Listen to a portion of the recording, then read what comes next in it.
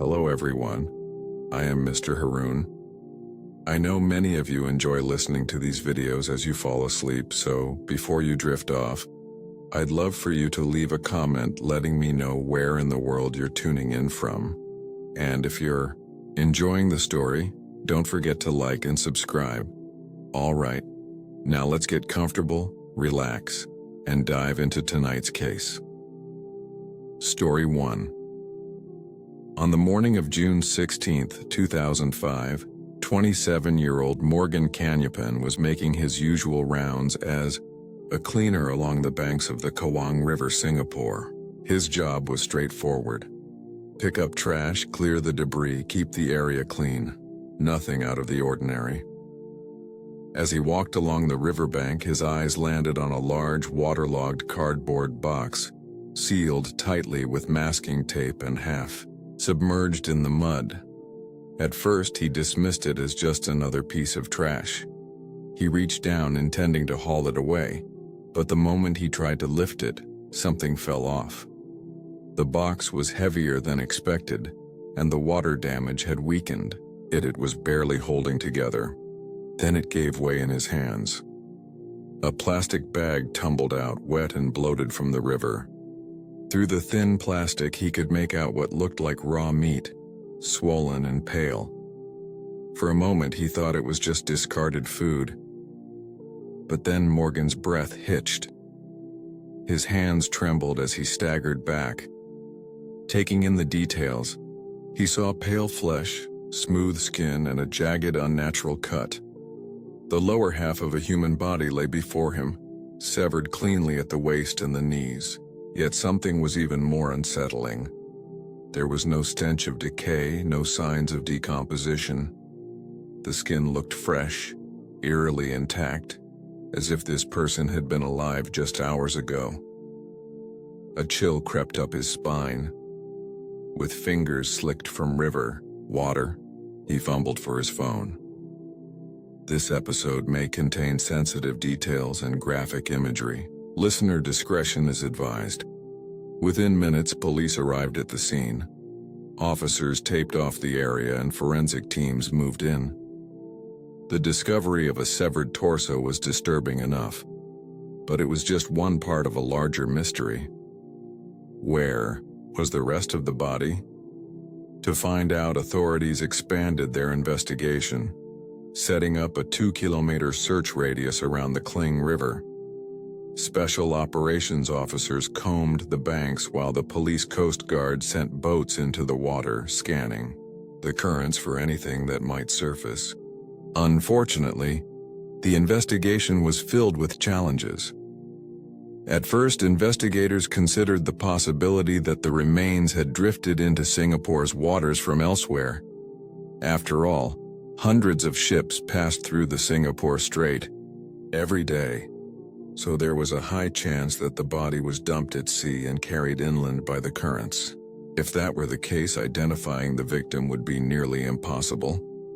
Another challenge was the possibility that the missing body parts had been wrapped in plastic bags or cardboard, just like the first discovery. If that was the case, the strong currents could have carried them miles away, making them even harder to find. But then a breakthrough. About 200 miles downstream, officers spotted something partially submerged in the water, a sealed red and white cardboard box. Inside the box, sealed within layers of torn newspaper, was the upper torso of a woman. Her arms were still attached, resting stiffly at her sides, her hands curled unnaturally inward. The severed edges of her neck were cleanly sliced as if by a sharp, heavy blade. There was no ragged tearing, no jagged wounds, just a smooth, deliberate cut where her head should have been. Though both parts of the body had been submerged in the water, the victim's skin remained eerily intact. There were few signs of bloating or decomposition, and little evidence that she had been dead for long. There was something about how the body was packaged that felt almost methodical.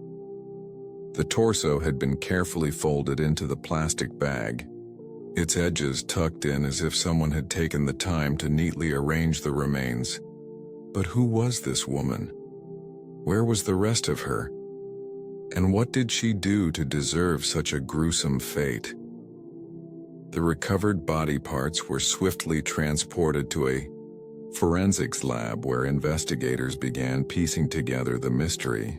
One of their first tasks was to determine whether the victim had originated from outside Singapore, perhaps from a passing vessel or an offshore boat. But that theory quickly began to crumble. The biggest clue came from one of the boxes she was found in. The upper torso had been found inside a red and white printer box, one originally used to package a Canon printer. Investigators traced the serial number and confirmed that this specific model had been intended for sale in Singapore. Whoever had placed the body inside hadn't brought the box from overseas. They had obtained it locally, but that wasn't the only clue. The body parts had been wrapped in newspaper that was printed locally, pages from a Singaporean Chinese publication. This revelation eliminated the theory that the remains had drifted in from the open sea. Whatever had happened to the victim had almost certainly taken place within Singapore's borders. Meanwhile, forensic specialists conducted multiple DNA tests to confirm whether both body parts belonged to the same person. They analyzed tissue samples, cross-checked genetic markers, and compared results with every available database. The results left no doubt. The torso and lower half were a match. Now only one question remained: her identity. To solve this, authorities in Singapore carefully lifted fingerprints from the victim's hands and ran them through an extensive fingerprint database. Every scan was cross-checked against thousands of records. Then, a match. The victim was 22-year-old Lu Hongmei. With the victim's identity confirmed, investigators turned their focus to understanding who Lu Hongmei was, and more importantly, what happened to her. Lu Hongmei was a 22-year-old Chinese national from Chongqing, China. She had come to Singapore in 2003 in search of better job opportunities, and according to her work permit, was employed at Agera Systems Singapore, a circuit board manufacturing company in Serangoon North. Everyone who knew Hongmei had nothing but good things to say. She was described as cheerful, hardworking, and well-liked among her peers. No one could recall her having any conflicts at work, and there was no indication that she had any enemies. But then, police uncovered something intriguing. They requested access to her personal locker at the company, hoping to find anything that could offer insight into her life.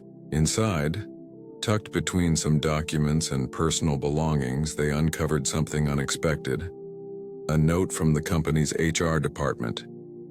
It was an official reprimand, a warning letter. According to the document, complaints had been lodged against Hongmei over an inappropriate relationship with her supervisor, a man named Leong Such Chor. With this revelation, police now had a new suspect. They sought out Leong Such for questioning, but they were careful. The police didn't reveal what they knew, nor did they mention anything about Hongmei's fate. If he had truly done something wrong, perhaps he would reveal it himself. At 51 years old, Leong Su Cha was the picture of an ordinary Singaporean worker. A husband, a father of 3, and a factory supervisor at Agera Systems since 1997. On the surface, his connection with 22-year-old Lu Hong seemed like nothing more than a senior guiding a younger employee. But beneath that surface there was more. Leong had taken a special interest in Hong from the start. She was young, bright, and full of energy. Interestingly, Hongmei had received 2 promotions within a short time period at the company, which sparked a wave of quiet murmurs among her colleagues about favoritism. Before long, the rumors were confirmed. The employee and supervisor were having an affair. Over time, their relationship became increasingly bold. No longer confined to stolen glances, they were caught kissing and hugging at work, earning them both a formal warning from management. But despite the warning, they continued seeing each other. A young woman searching for connection in a foreign land and an older man craving something beyond the monotony of his predictable life. But now, sitting across from investigators, Liang showed no emotion. His face was stiff, his tone measured. On the surface, he appeared calm, but the officers noticed something else. Something wasn't right. They started with a simple question: his relationship with Lu Hong. Immediately, Liang grew defensive. His posture stiffened, his tone sharpened. He dismissed the idea outright, insisting that he was a family man with a wife and children, that he had no such affair. Then they brought up the letter of reprimand. His company had formally warned him about an inappropriate relationship with Hongmei. Liang exhaled sharply, brushing it off. He insisted that the incident had been blown out of proportion. The only reason he had been seen with Hongmei that day was because it was her birthday. That was all, nothing more. But as he spoke, one of the officers noticed something. Liang's hands resting on the table bore several scuff marks, small abrasions along his fingers and knuckles. Casually, the officer asked about them. Liang's jaw tightened. His fingers curled slightly as he muttered that it was nothing. The officer leaned in, asking him to show his hands. Liang hesitated, a brief pause. Then reluctantly, he turned them over. His fingers twitched and his entire hand trembled. The next step was Liang's home. When officers requested to conduct a search, he didn't hesitate. He agreed. As they moved through the apartment, they began to uncover a series of unsettling clues. In his living room, they found a stack of Chinese newspapers, the exact same publication as the ones used to wrap Hongmei's body parts. In his kitchen cupboards, they discovered plastic bags identical to the ones used to bag the remains. And then in the kitchen itself, they found something even more disturbing. A meat cleaver with several chips on the blade, damaged in a way that was consistent with hacking through bone. Forensic experts initially theorized that if Liang was responsible for the murder, the most likely place for the dismemberment would have been the bathroom. It made the most sense. A space designed for easy cleaning where blood could be quickly washed away down the drain. But when they stepped inside, the bathroom was spotless. There wasn't a drop of blood anywhere. If the bathroom was spotless, where did the dismemberment take place? And more importantly, was Liang even guilty? Investigators had their suspicions, and the evidence so far painted a damning picture. But suspicion alone wasn't enough. They needed proof. Hard evidence that could directly tie Liang to the crime. And soon, they would get it. Back at the station, police brought Liang in for questioning again. And hour after hour, the walls began to close in. After close to 10 hours in custody, Liang confessed. He admitted to killing Lu Hongmei, but according to him, it wasn't murder. He claimed that she had wanted to die. It was, he told police, a lover's suicide pact. He insisted that Hongmei had willingly allowed him to strangle her first, proving her sincerity. But when it was his turn to follow through, he couldn't bring himself to do it. Instead, he panicked and did what he thought he had to do to cover it up. According to Inspector Roy Lim, the lead investigator handling the interrogation, neither he nor his team believed a single word of his story. Just 3 days after Lu's remains were found, Liang Shuchor was formally charged with murder. If convicted, His fate was all but sealed. The death penalty awaited him, but there were a few critical questions that remained. What was the real motive behind her murder? And more importantly, where were the rest of her remains? When a crime like this happens, a brutal killing, a body dismembered, the remains scattered across the city, one question comes to mind. Why? A crime like this must have been driven by rage, obsession, passion. Maybe it was jealousy. Maybe it was revenge. But the truth, it was none of those things. From the moment Liang Shu Chor was taken into custody, investigators knew they weren't getting the full story. His confession was full of contradictions. First, he claimed there had never been a relationship between him and Lu Hongmei. Then he admitted to the affair, but only after police confronted him with evidence. And when it came to the murder itself, Liang described it as a lover's suicide pact, one where she had supposedly let him strangle her first. But when it was his turn, he couldn't go through with it. To investigators, the story made no sense. If this was truly a crime of love, why did he go to such great lengths to hide her body? And more importantly, if he truly cared about her, why did his actions tell a different story? As police dug deeper, they found something chilling. This murder wasn't about love at all. It was all about money. Back at Liang Shu's apartment, Inspector Roy Lim carefully examined the bathroom, searching for any trace of evidence. But something immediately stood out. The space was spotless. No stains, no lingering smell of blood, nothing. Which didn't make sense. If a body had been chopped up here, there should have been blood everywhere. It would have seeped into the grout, splattered onto the walls, clung to every surface. But at first glance, the bathroom was immaculately clean. As Inspector Lim stood there scanning the area, something nagged at him. A memory from a case report he had read years ago. Over a decade earlier, in another Singapore murder case, British serial killer John Martin Scripps had lured a South African tourist to his hotel room, killed him, and dismembered the body in the bathroom. When police arrived, they were met with the same eerie scene. A crime scene too clean, no visible blood, no obvious signs of violence. But Lim's superior at the time had taken a closer look, and under the sink, hidden from plain sight, they found it, a single bloodstain. And now standing in Liang's bathroom, Inspector Lim wondered, had Liang made the same mistake?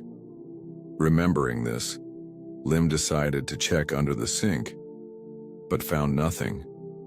It wasn't until he crouched lower, inspecting, beneath the toilet bowl that he spotted it, a small red stain.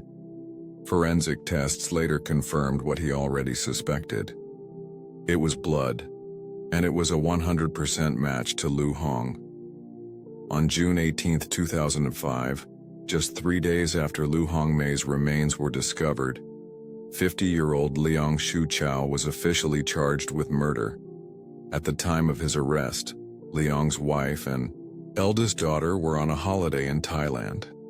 The news of his arrest shattered the family, forcing them to abruptly end their trip and return to Singapore.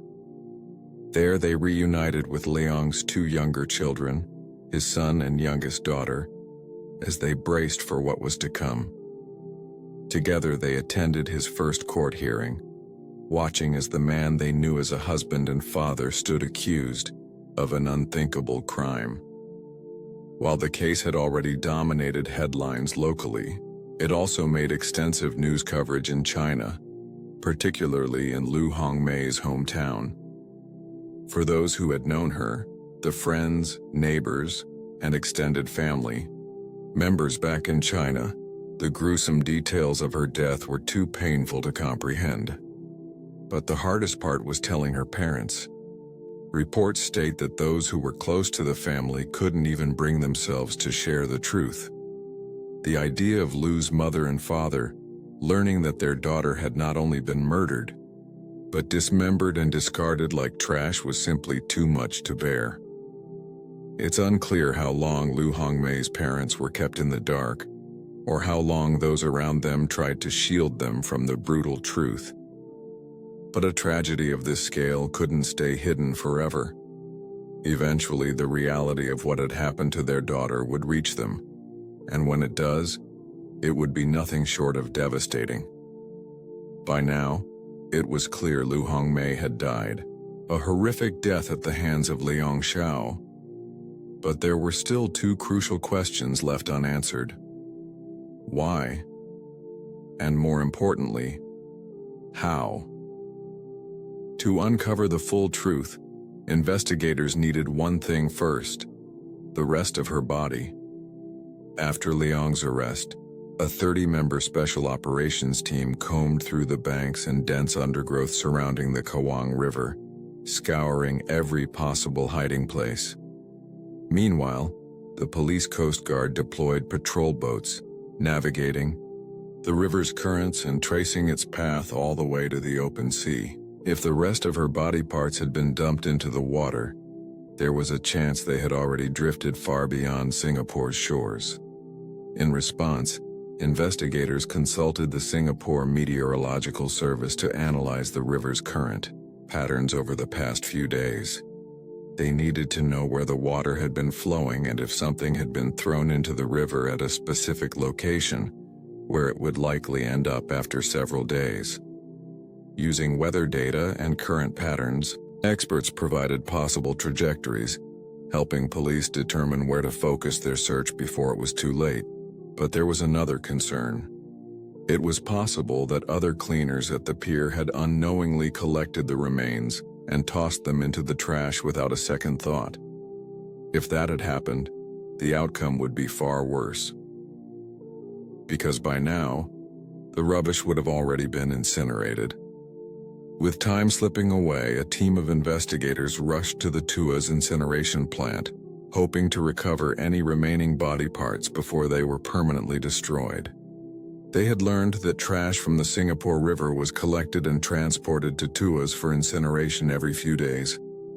And fortunately, the timing aligned perfectly. Liang had disposed of the remains just before his arrest, meaning they could have already been swept up and sent for disposal. For the next 10 hours, officers sifted through piles of garbage, searching for anything that could lead them to Lu Hongmei's missing remains. Then, buried among the waste, they found a yellow plastic bag tightly wrapped in newspaper. Inside was a decomposed human head. Nearby, they also discovered a pair of severed legs. The head was in such an advanced state of decay that visual identification was impossible. But forensic pathologist Dr. Tao Sui was able to confirm the victim's identity through a malformed tooth in her mouth cavity, identical to the one seen in some of Lu Hongmei's photographs. With most of Lu Hongmei's body recovered, pathologists were finally able to confirm what investigators had suspected all along. She had been strangled to death. The bruising on her neck was consistent with ligature strangulation, a form of asphyxiation, where pressure is applied using an object rather than bare hands. Unlike manual strangulation, which leaves distinct finger marks, ligature strangulation often results in a deep uniform bruise around the neck. And to investigators, the most likely cause was clear: the towel recovered from Lu Hongmei's apartment. But while this proved how she died, it still didn't explain why. Liang had insisted it was a lover's suicide pact, that Lu had willingly let him take her life. But as investigators dug deeper, they uncovered something that made his story fall apart completely.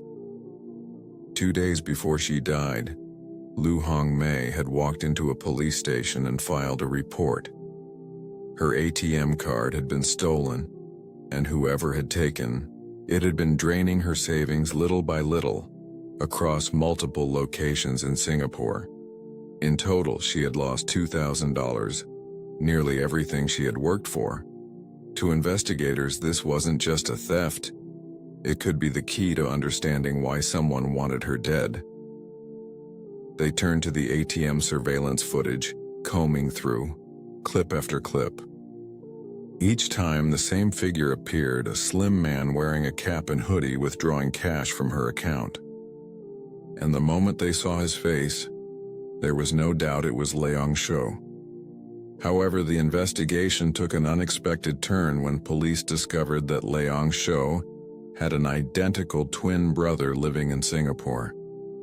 This raised a rather disturbing question. What if they accused the wrong twin?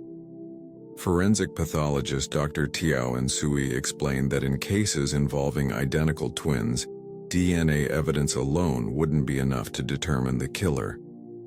Since identical twins share the same DNA, if their genetic material was found at a crime scene, it would be nearly impossible to distinguish between them. Inspector Roy Lim himself even wondered if Leong was covering for his twin brother, as there was a small chance that his brother was the true culprit behind this case. But that theory was quickly ruled out. Reports state that Leong's twin brother had a solid alibi for the days leading up to the murder and the day Lu was killed. There was also no evidence that he had ever met Lu Hong. That meant there was only one possibility: the man withdrawing money from her account. The man caught on ATM surveillance was Leong Shou. When confronted with the evidence, Leong brushed it off, insisting that he and Lu often played pranks with each other's ATM cards and that he had already returned the money. But police found no proof of this. Not in his home, not in Lu's. And the more they investigated, the more obvious it became. This wasn't a prank. It was theft. 10 days after his arrest, Leong finally broke. He retracted his earlier statements and told the police what really happened. On June 13, 2005, Leong and Lu Hong had checked into a hotel room for one of their usual lovemaking meetups. After they were intimate, Lu went to take a bath. While she was in the bathroom, Leong saw an opportunity.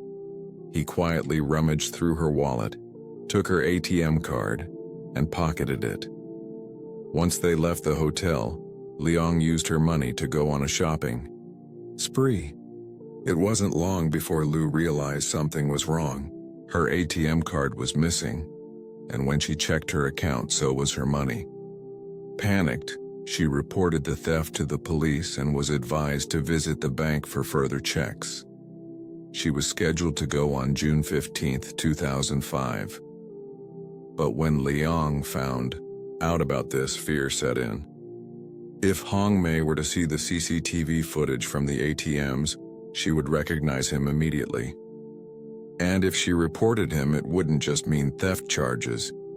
It would mean his secret affair exposed, his reputation shattered. If the truth came out, he could lose everything: his job, his family, the respect of those around him. And so, on the morning of June 15, 2005, just hours before Lu was supposed to go to the bank, Leong made a decision. He lured her to his apartment. The moment the murder was done, panic swelled in Leong's chest. The thought of confessing, of facing a death sentence, was unthinkable. There was only one way out. She couldn't be found. His gaze drifted to the kitchen where a meat cleaver and rubber mallet sat within reach. Dragging her corpse to the bathroom, he set the cleaver against her joints and one by one hammered down with the mallet, severing bone from flesh. The task was brutal, far more difficult than he had anticipated. But eventually he had reduced Lu Hongmei to 7 different pieces. He wrapped each one carefully in plastic bags and cardboard boxes, sealing them. With the body dealt with, he turned to the bathroom. Every inch had to be scrubbed, every trace of blood erased. Taking his son's bicycle, Leong set out on the first trip. Disposing of her feet, shoes, and personal belongings in separate locations before returning home for the rest. Then he took a cab to Calling River, where he dumped her torso and head. By 5:10 p.m., Leong Shou was back home, and by 7:10 p.m., he was at work for his usual night shift. On May 3, 2006, nearly 11 months after his arrest, 51-year-old Leong Shou finally stood trial in Singapore's High Court for the murder of Lu Hongmei. However, as he took the stand, he changed his story. He claimed the police had coerced his confession, specifically accusing Inspector Roy Lim of manipulating him. According to Leong, Inspector Lim had treated him kindly, even buying him Chinese herbal tea to earn his trust. He insisted that this false sense of security had pressured him into making statements that painted him in a worse light. Statements he now claimed were designed to strengthen the murder charge against him. But the evidence told a different story. Inspector Lim denied the allegation outright. He explained that a full week after Leong had already confessed, Leong mentioned feeling unwell, prompting Lim to go to Smith Street in Chinatown to buy him 2 bottles of herbal tea. To prove this, Lim presented his notebook where he had recorded the sequence of events in detail, showing that the tea was purchased only after Leong had admitted to the murder, not before as Leong had claimed.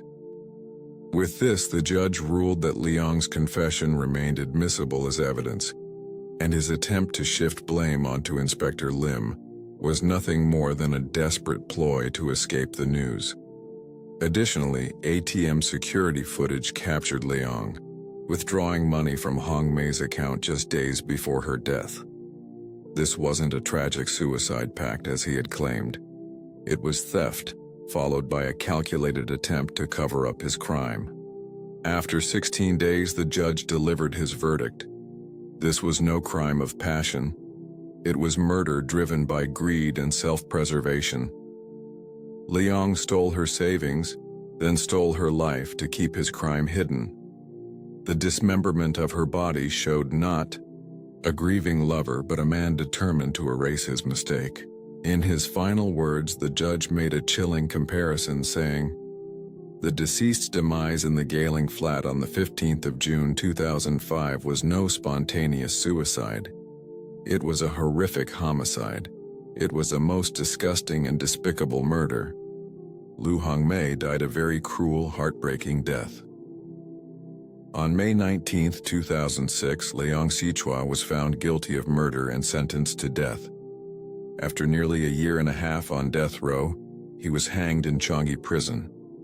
On July 11, 2005, a funeral was held for Lu Hong after her remains were released. Since her body had been found in pieces, it had to be carefully sewn back together with wax body parts used as replacements for the ones never recovered. Reports state that her sister and brother could not bring themselves to attend. Lu's coffin was filled with her favorite toys, books, and clothes before being cremated. Her ashes were then sent home to China. Story 2. The case we're about to delve into occurred almost 100 years ago in 1936. But while it happened a long time ago, this case remains unforgettable due to its unsettling intimacy and almost surreal nature. This was a crime driven by obsession and desire, culminating in an act so shocking it still disturbs many to this day.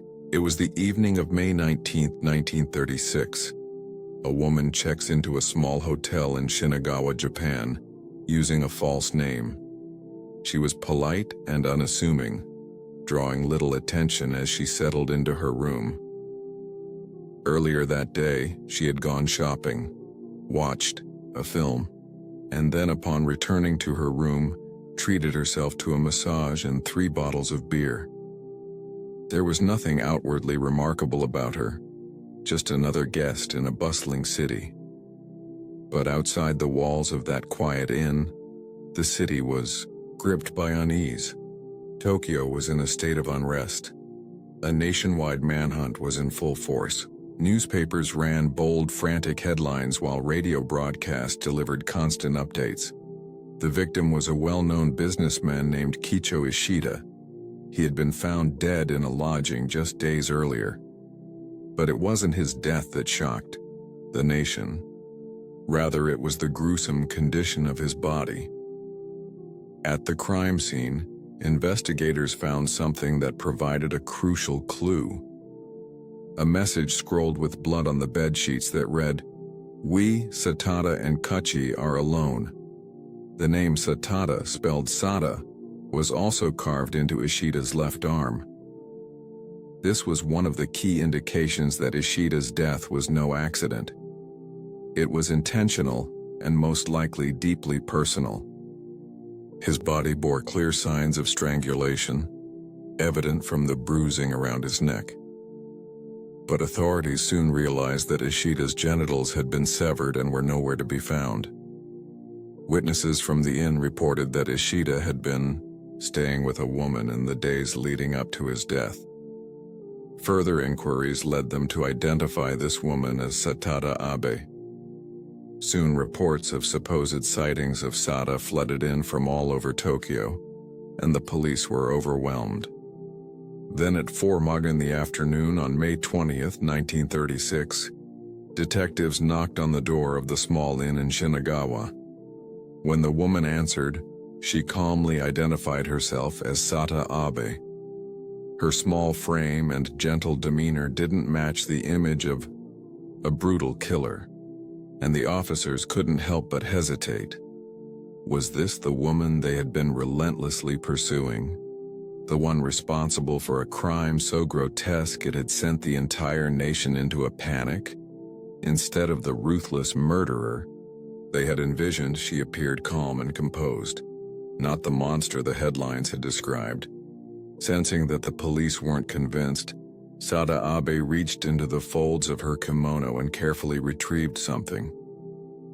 As she slowly unwrapped it, the officer's expressions shifted from confusion to horror. You're listening to Hannes, an Asian true crime podcast brought to you by One Up Media. This episode may contain sensitive details and graphic imagery. Listener discretion is advised. In 1936, Japan was a nation that was straddling the line between tradition and modernity. The old ways still lingered, but change was undeniable. Cities were growing, industries were booming, and Western influences crept into daily life. Yet in the shadows of progress, remnants of the past remained untouched, especially in Tokyo's pleasure districts. For centuries, these districts had been the heart of entertainment and vice.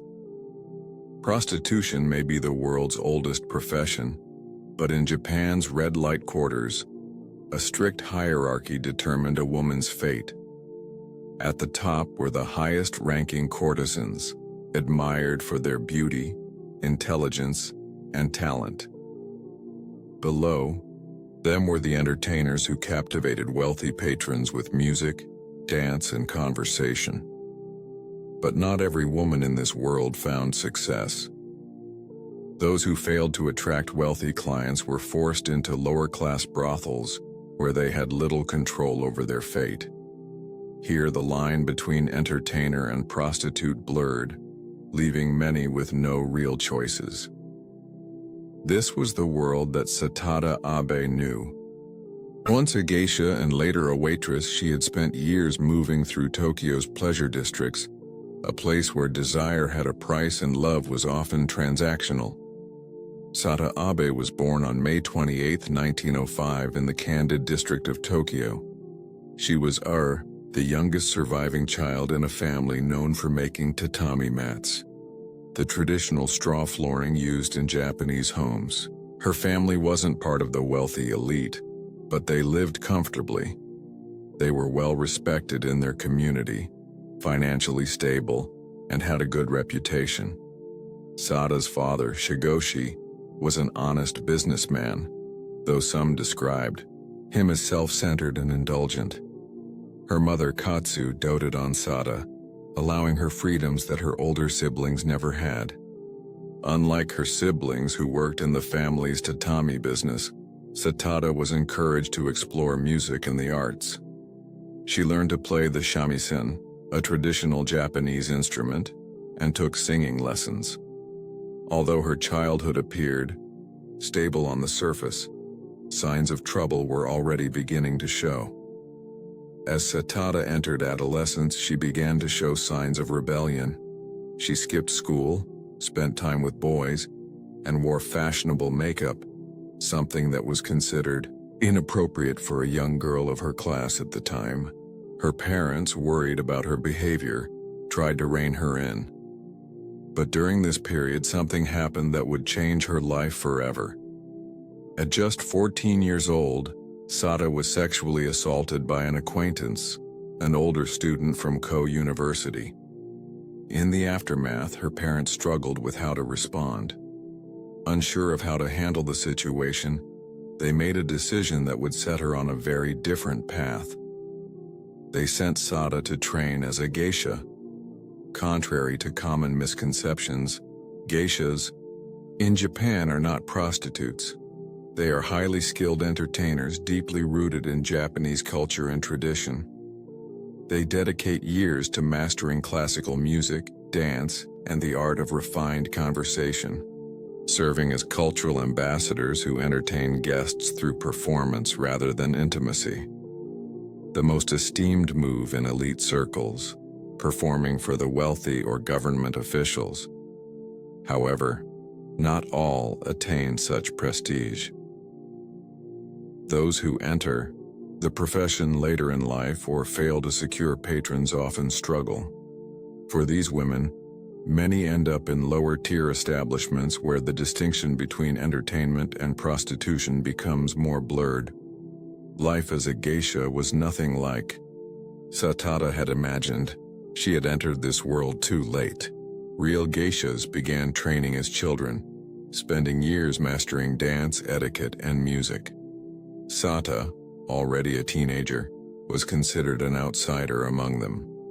She was treated as lesser, and instead of performing in elegant tea houses for high-ranking clientele, she was placed in the lowest tier of geisha work, providing companionship to men in ways that were far beyond conversation. Nevertheless, it was here that Satada truly learned the power of seduction, but it came at a cost.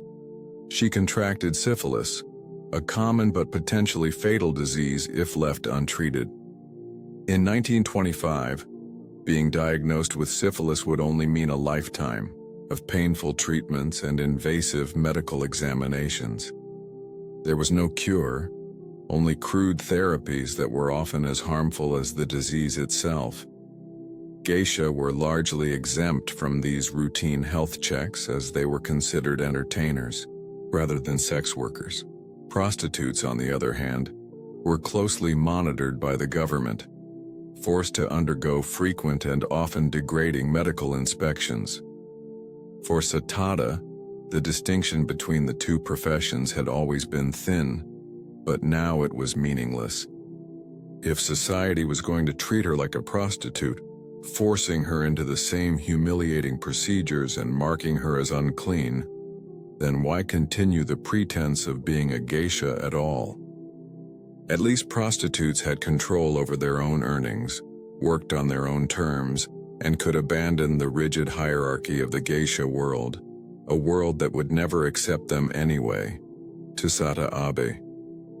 She likely thought that if she was going to be treated this way, she would do it on her own terms. For the next several years, Sada Abe moved between licensed brothels and the underworld of illegal prostitution. But that world was brutal. Clients were often violent, money was never guaranteed, and women were considered disposable, easily replaced, easily forgotten.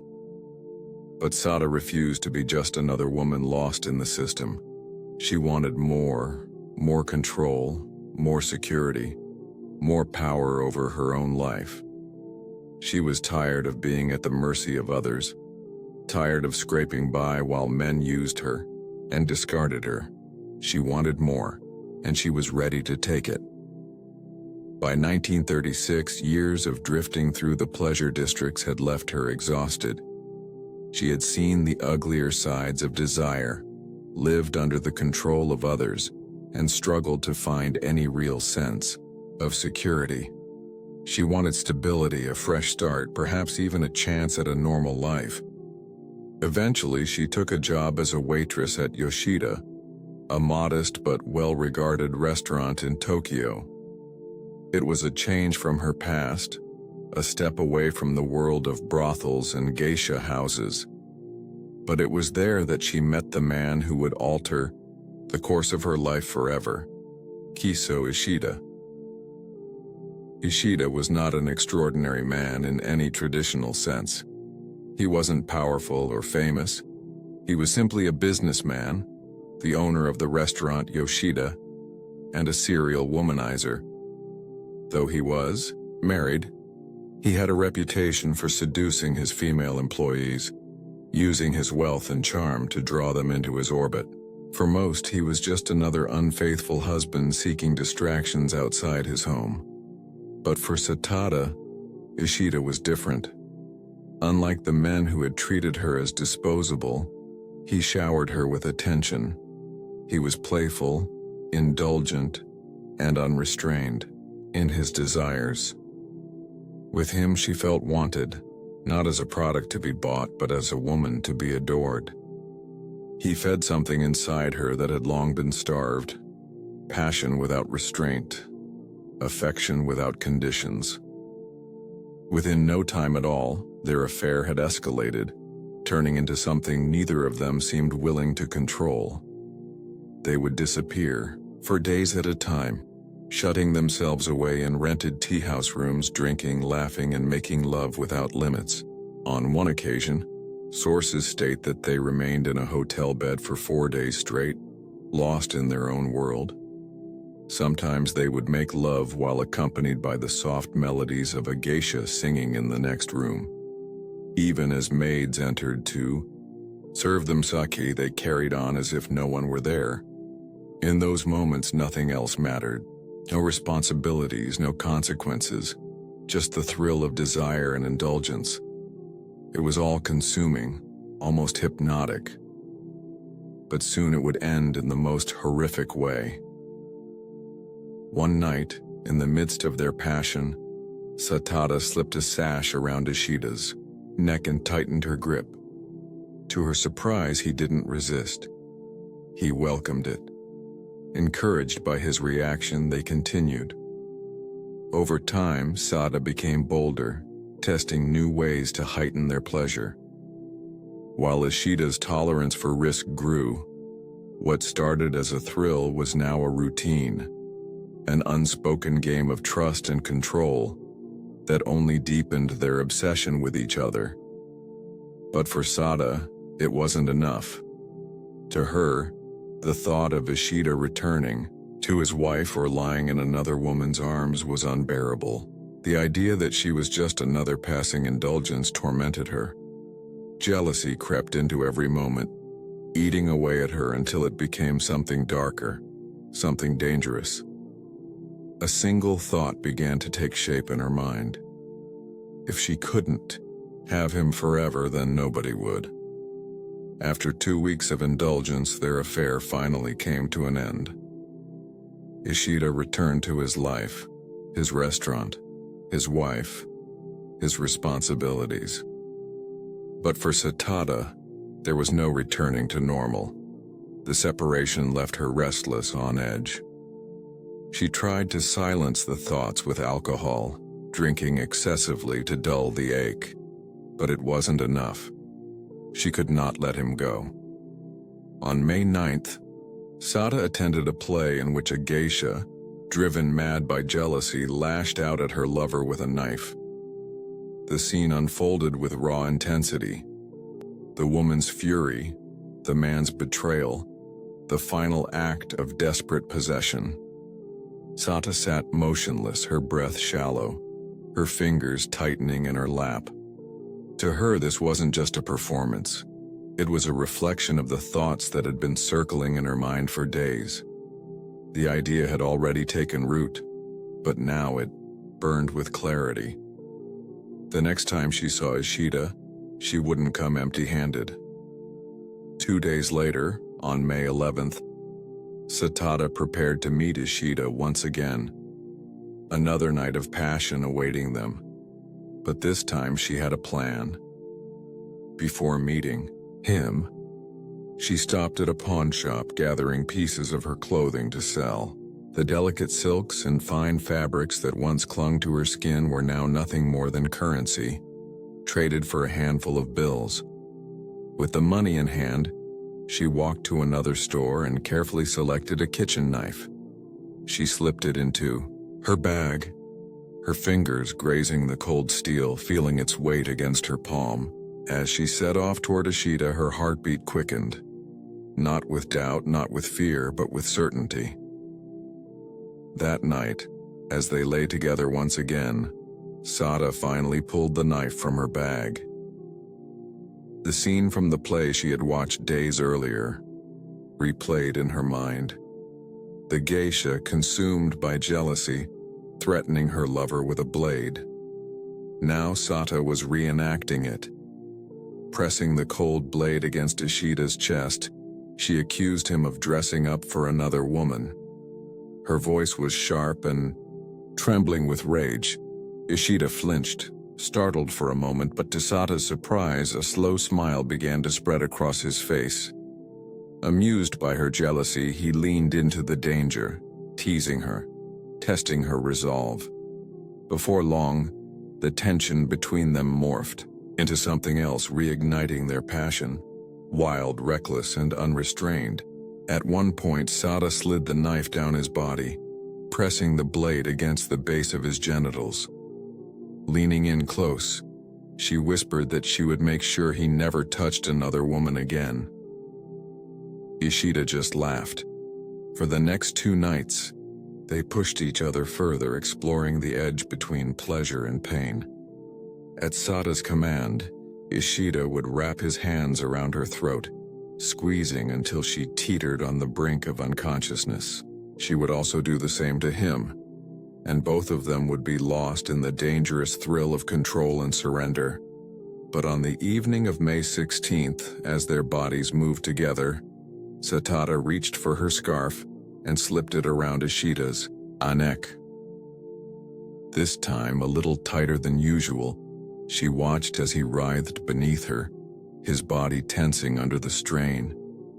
Again and again they repeated the act, each time holding on a little longer, each time pushing the limits a little further, until the boundary between pleasure and suffocation blurred beyond recognition. But then something changed. The last time Satada tightened the rope, she might have put in too much strength, and Ishida's face began to grow distorted, his features twisting with discomfort.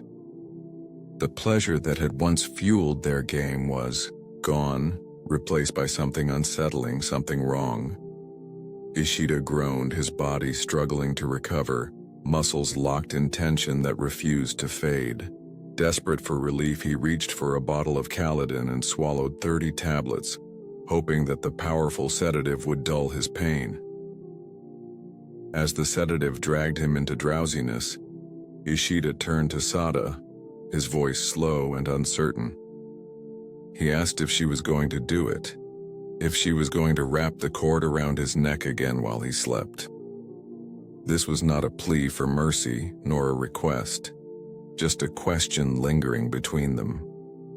And then, as if resigning himself to whatever came, next he told her that if she did, she could not stop halfway. That, he said, would be far worse than dying. Sada sat still, watching him drift between wakefulness and sleep. Was this what he truly wanted, or was he simply surrendering to whatever she decided to do next? She let the question hang in the air as Ishida drifted into sleep. And at 2 a.m. on May 18th, as he lay motionless beside her, Sata reached for her scarf, wrapped it twice around his throat and pulled tight. This was the very last breath that Ishida would take. For several hours, Sada lay beside Ishida's lifeless body, holding him close as if nothing had changed. The warmth had already begun to fade from his skin, but she didn't recoil. Instead, she embraced him, pressing her face against his chest, inhaling his lingering scent. But lying with him wasn't enough. She needed something more, something permanent. Reaching for the kitchen knife, Sada pressed the blade to his body and with careful precision severed his penis and testicles. Blood pooled beneath him, soaking into the sheets. But she remained steady, wrapping the detached flesh in a magazine cover before tucking it away. This was her keepsake, something to carry with her, something that would make him hers forever. When morning came, she dressed herself in Ishida's underwear and left the room. But before stepping out of the inn, she turned to the staff and calmly told them not to disturb him. The next day, Sada locked herself away in a quiet room, dedicating hours to writing farewell letters.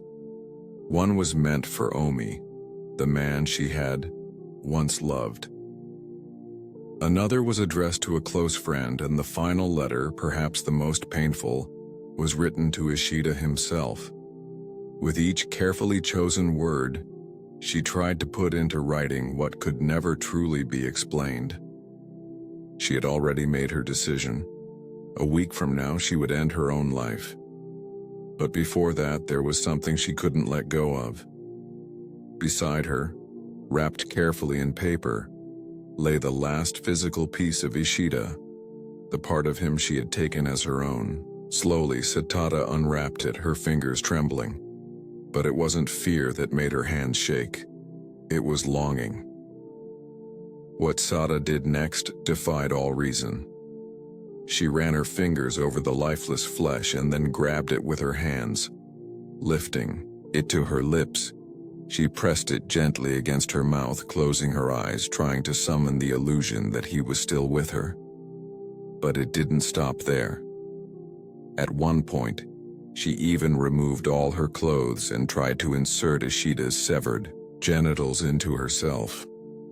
As if that could somehow revive what had been lost. As if she could reclaim the intimacy that death had taken from her. But no matter how many times she tried, it was futile. Ishida was gone and nothing could ever bring him back. Frustrated yet undeterred, she made one final plan. She would flee to Osaka, carrying Ishida's remains with her. And when the time came, she would climb to the cliffs of Mount Ikoma and throw herself into the abyss with his flesh clutched tightly in her hands. However, before she could do that, there was a knock on her door.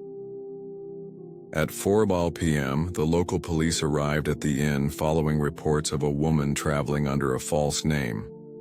Sada answered without hesitation. There was no fear, no attempt to run. Instead, she met their gaze with an air of quiet amusement.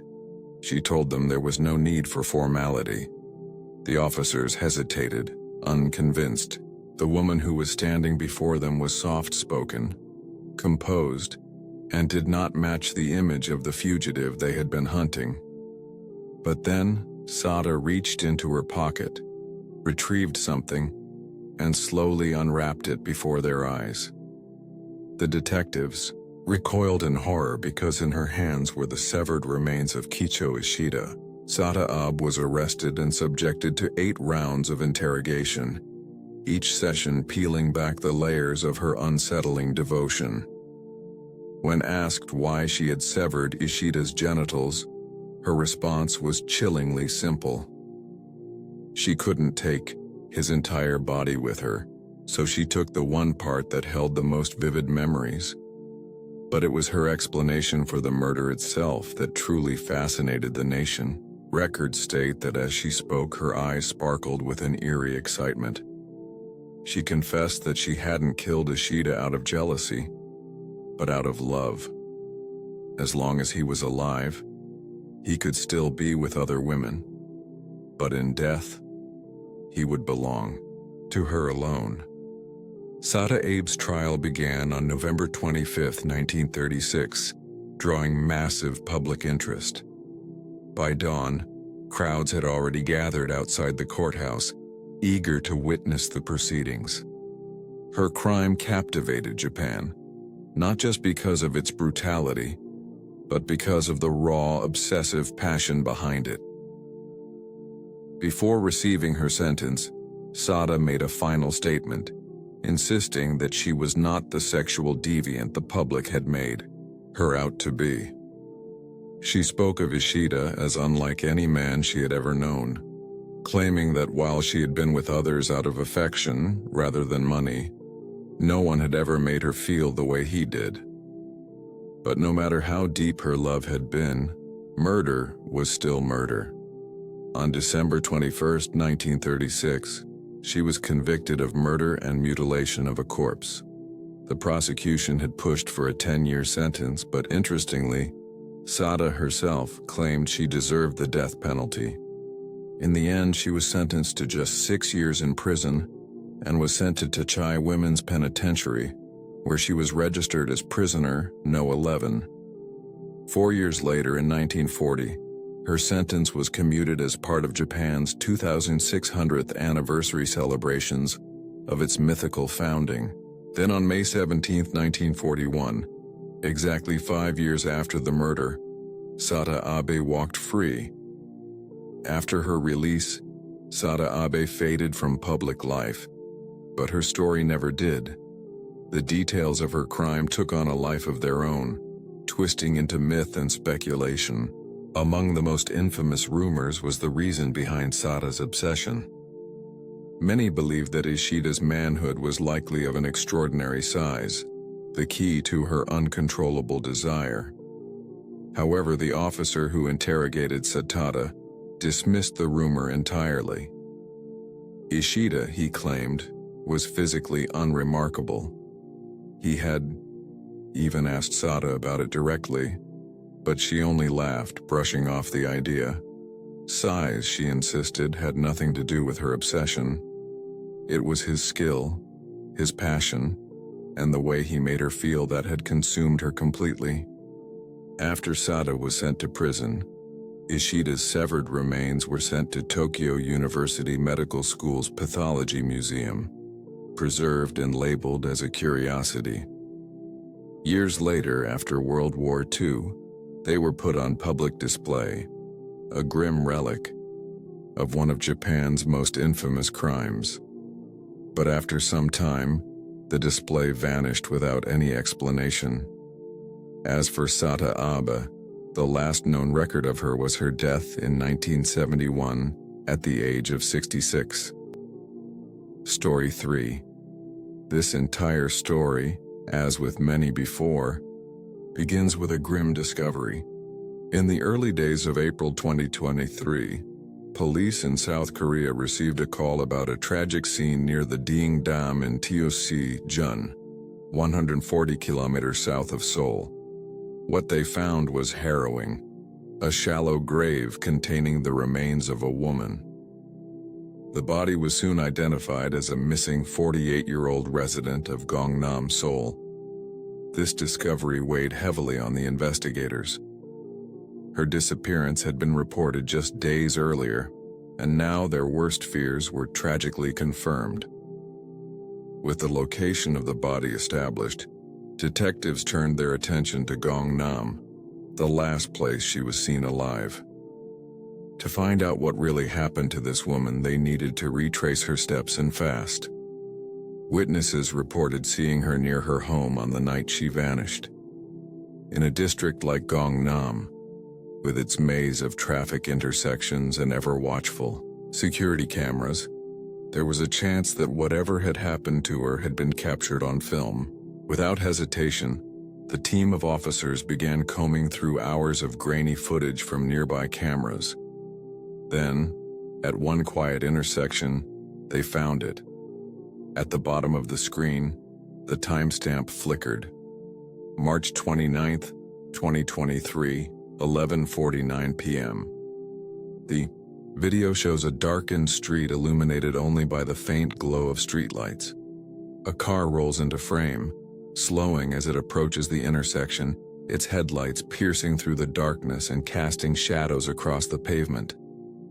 As the vehicle comes to a stop, both of its front doors swing open and two men step out purposefully. Suddenly, the footage flashes, and a new camera angle reveals a woman on the ground next to the car. She thrashes and kicks, her movements wild, with desperation. One of the men grips her arms tightly, struggling to maintain control, but her resistance is fierce. Her legs kick out, her body twists, and for a brief, heart-stopping moment it seems that she might actually break free. Eventually, she manages to wriggle out of the man's grip, her arm flailing desperately toward the street, but the man lunges forward, grabbing her again with renewed force. His hand clamps over her mouth, muffling her screams. His grip is unrelenting, and slowly but surely, he begins to overpower her. He drags her toward the car, her heels scraping against the asphalt and leaving faint streaks behind. Every second feels like an eternity, but with one final effort, he forces her closer to the open door and shoves her into the back seat. The car dipped under her weight, bouncing once as the door slammed shut. The man then sprints to the front of the car, climbs into the passenger seat, and within moments the vehicle speeds off, disappearing into the night. The footage leaves no room for doubt. This is no random act of violence. It is a calculated and brutal abduction carried out in the heart of Gangnam, one of Seoul's most affluent districts.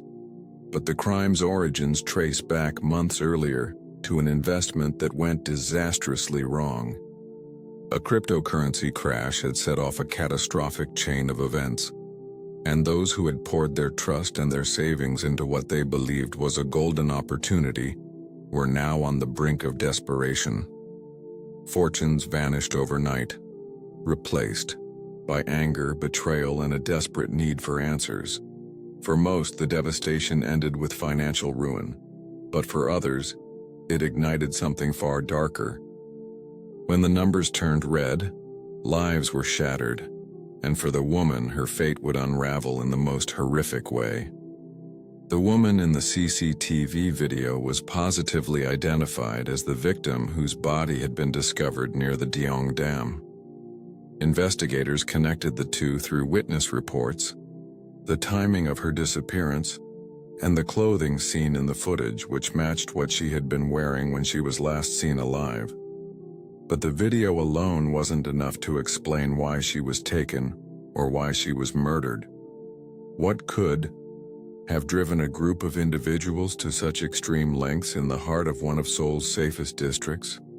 Gangnam is a symbol of South Korea's modernity and prosperity. Known for its many luxury boutiques, towering skyscrapers, and high-end lifestyles, it's a place where safety and security are deeply prioritized. South Korea as a whole is recognized as one of the safest countries in the world, and violent.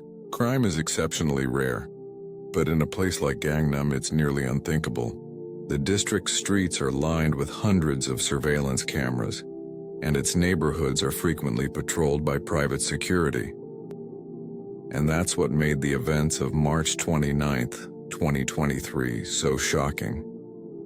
They shattered the illusion of safety, leaving a city grappling with how such a horrifying crime could unfold in one of its most protected neighborhoods. Due to the sensitive circumstances surrounding the case, the 48-year-old victim's name has not been made public in any available sources. However, with her identity confirmed and the details of her abduction coming to light, investigators turned their focus to her life, searching for anything that might explain why she had been targeted so brutally. They interviewed her family, friends, and colleagues, building a picture of a woman whose life on the surface seemed ordinary.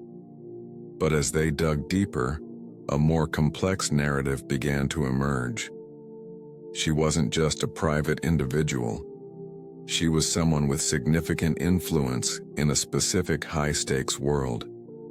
As investigators delved deeper, those closest to her described a woman deeply entangled in business dealings, someone who often shared advice and opportunities with those around her. But they also spoke of strained connections, relationships that had shifted from trust to tension over time. Piecing the information together, one common thread began to stand out: her involvement in cryptocurrency. And in that unforgiving market, the seeds of this crime were sown. Cryptocurrency is a world built on promises of wealth, innovation, and freedom from traditional financial systems. But most, if not all, know that beneath its glossy surface lies a volatile and unpredictable market where fortunes can skyrocket one day and collapse the next. It's a world that's notorious for its high risks and constant conflict. With little regulation and built-in anonymity, it automatically becomes a breeding ground for fraud, betrayal, and crime. For the investigators working on the case, it didn't take long to uncover the victim's connection to this world. For the past few years, she had been working for a cryptocurrency firm called Pure, spelled P-U-R-E, a company that had once promised groundbreaking success in blockchain innovation, but had become embroiled in financial controversy. But South Korea, a global hub for cryptocurrency, has seen its fair share of such scandals. One of the most infamous was the collapse of Terra and Luna, two tokens created by Korean crypto entrepreneur DoCoin. As the co-founder and CEO of Terraform Labs, DoCoin oversaw a company that once promised financial revolution until their catastrophic crash in 2022 wiped out fortunes overnight and sent shockwaves through the global market. Cases like this revealed the vulnerability of even seemingly successful projects and highlighted the devastating consequences of unchecked greed and mismanagement. It was in this climate of uncertainty and scandal that Pure, the company tied to the victim, operated. Based on police investigations, the victim's last known clients were a couple, Isung and his wife Hongi. Sources indicate that the victim first approached the couple during a time when cryptocurrency, particularly her own project Pure, was experiencing a surge in popularity. She presented herself as knowledgeable and trustworthy, leveraging her role at Pure to highlight the company's innovative blockchain solutions and the potential for massive returns. Over a series of meetings, she built a rapport with the couple was still unraveling. It was becoming clear that this was a premeditated operation, and the most incriminating evidence came from Lee's financial transactions, a $70 million payment from the Yu couple. This raised a critical question. What exactly were they paying Lee for? When police looked deeper into their connection, they discovered the ongoing disputes over the cryptocurrency Pure and the Yu's financial losses. By mid-April 2023, they also uncovered a key piece of the crime: the ketamine used to kill the victim traced back to Lee's wife, a nurse at a plastic surgery clinic. For the police, it was a major breakthrough. They now had the alleged mastermind, his accomplices, and the couple who had paid for the crime. All that remained was to deliver justice. As the suspects faced trial, the full extent of their crime came to light. Prosecutors painted a picture of greed, betrayal, and cold-blooded murder. The evidence was overwhelming. CCTV footage of the abduction, phone records showing material, meticulous planning, and the financial trail that led directly to the Yu couple.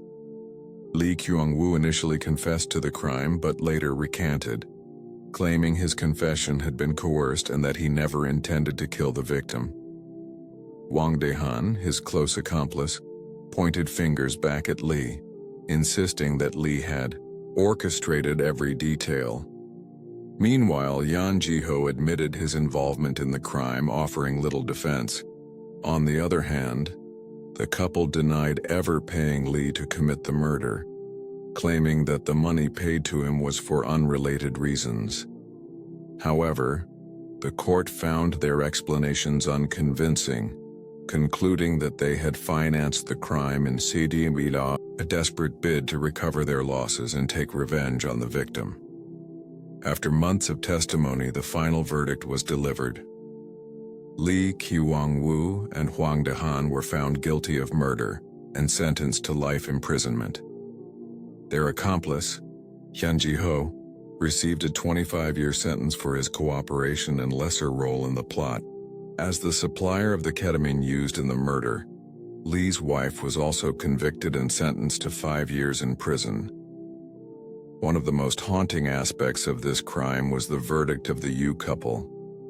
Although they were not directly involved in the killing, many critics argue that the couple deserved equally harsh punishments. After all, they were the ones who financed the crime. Without their money, it's unlikely that Lee would have carried out such a calculated and brutal act. Critics point out that by paying Lee $70 million, the couple not only enabled the crime but also ensured its success, making them just as responsible for the outcome as those who physically carried out the murder. Their role, though indirect, was pivotal, proof that their desire for revenge and greed outweighed any sense of morality. Ultimately, they were found guilty of conspiracy to commit murder. Yuang Wan received an 8-year prison sentence, while his wife Han Gun-hee was sentenced to 6 years. Story 4. It was May 2019 in Binh Duong, a province in southern Vietnam. A man arrives at a house he had recently purchased in a quiet district. It was a modest home, nothing out of the ordinary, a single-story structure with white walls, a small courtyard, and a living space that had been left untouched for weeks. But before he could even step inside, something struck him as odd. The house was sealed shut.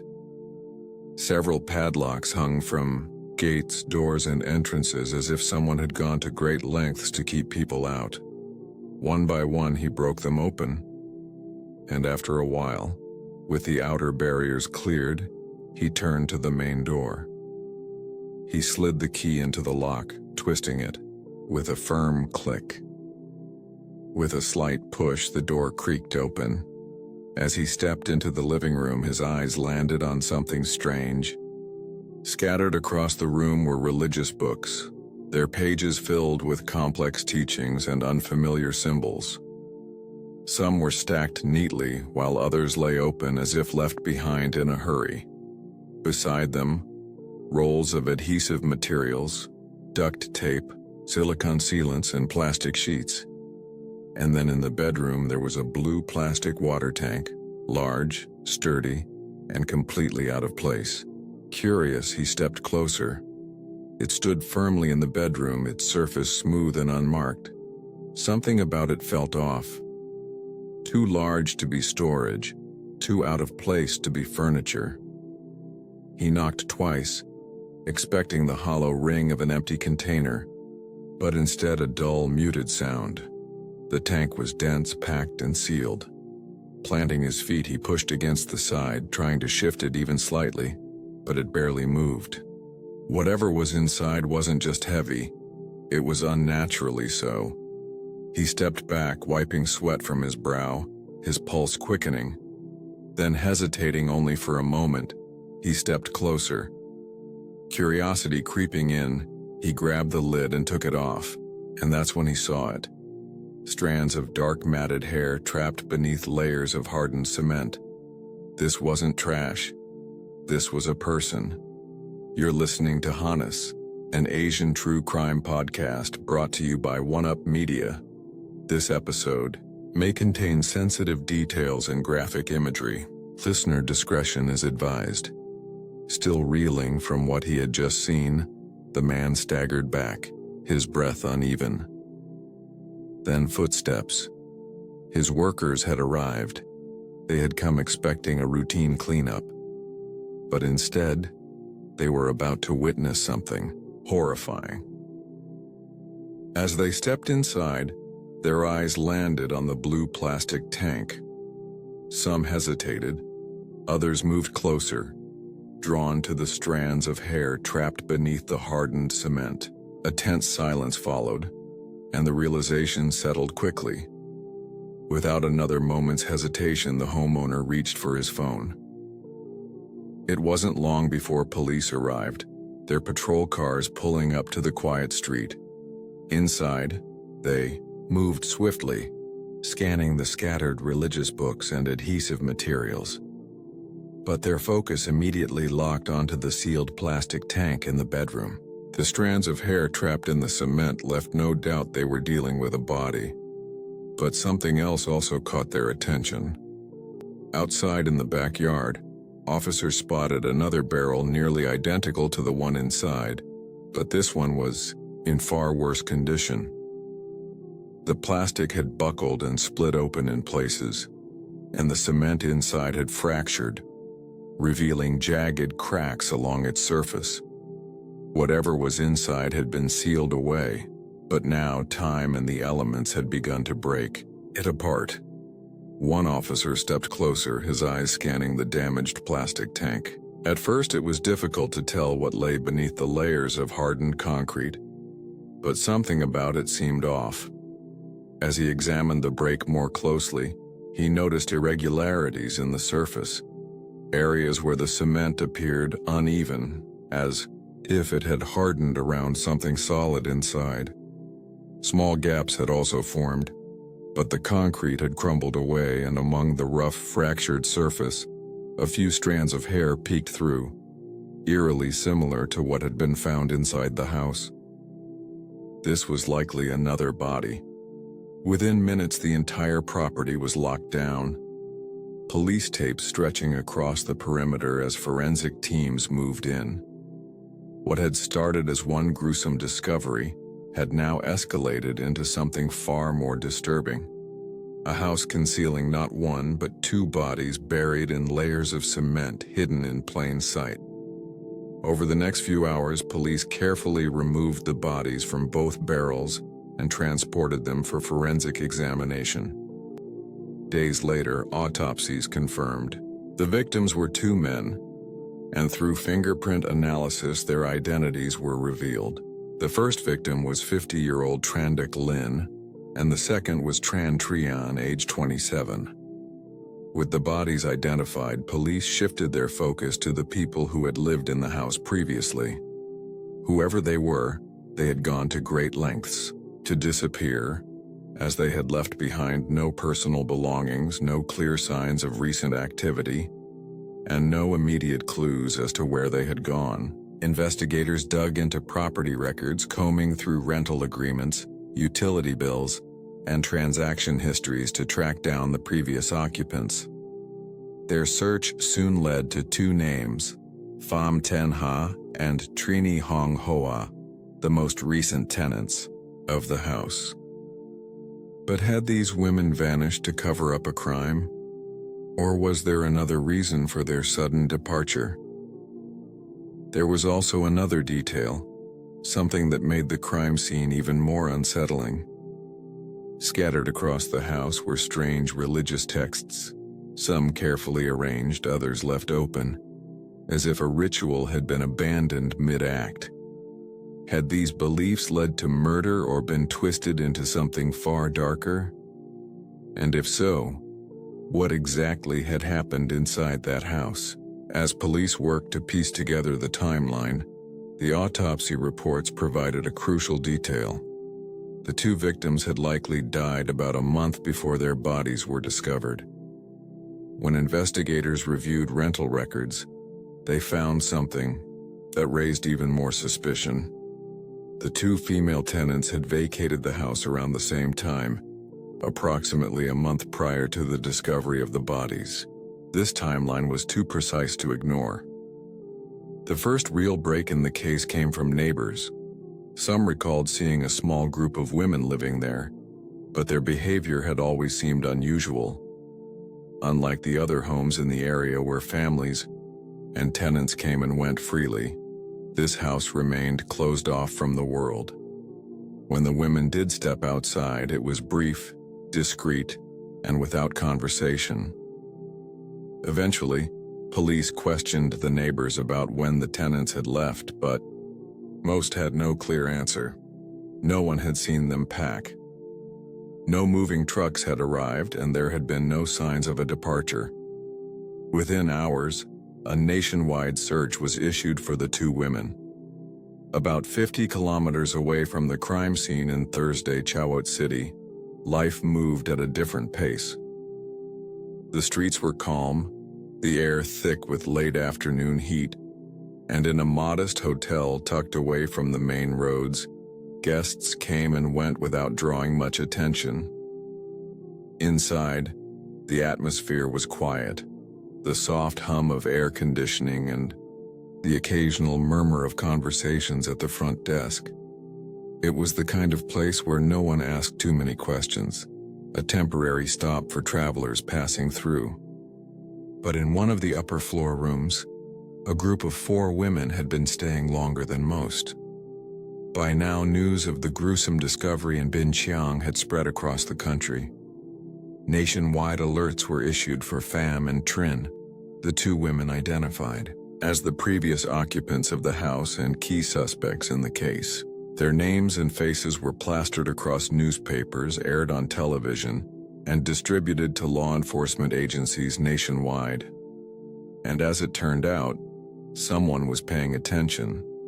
At the hotel front desk, an employee was likely flipping through the morning paper.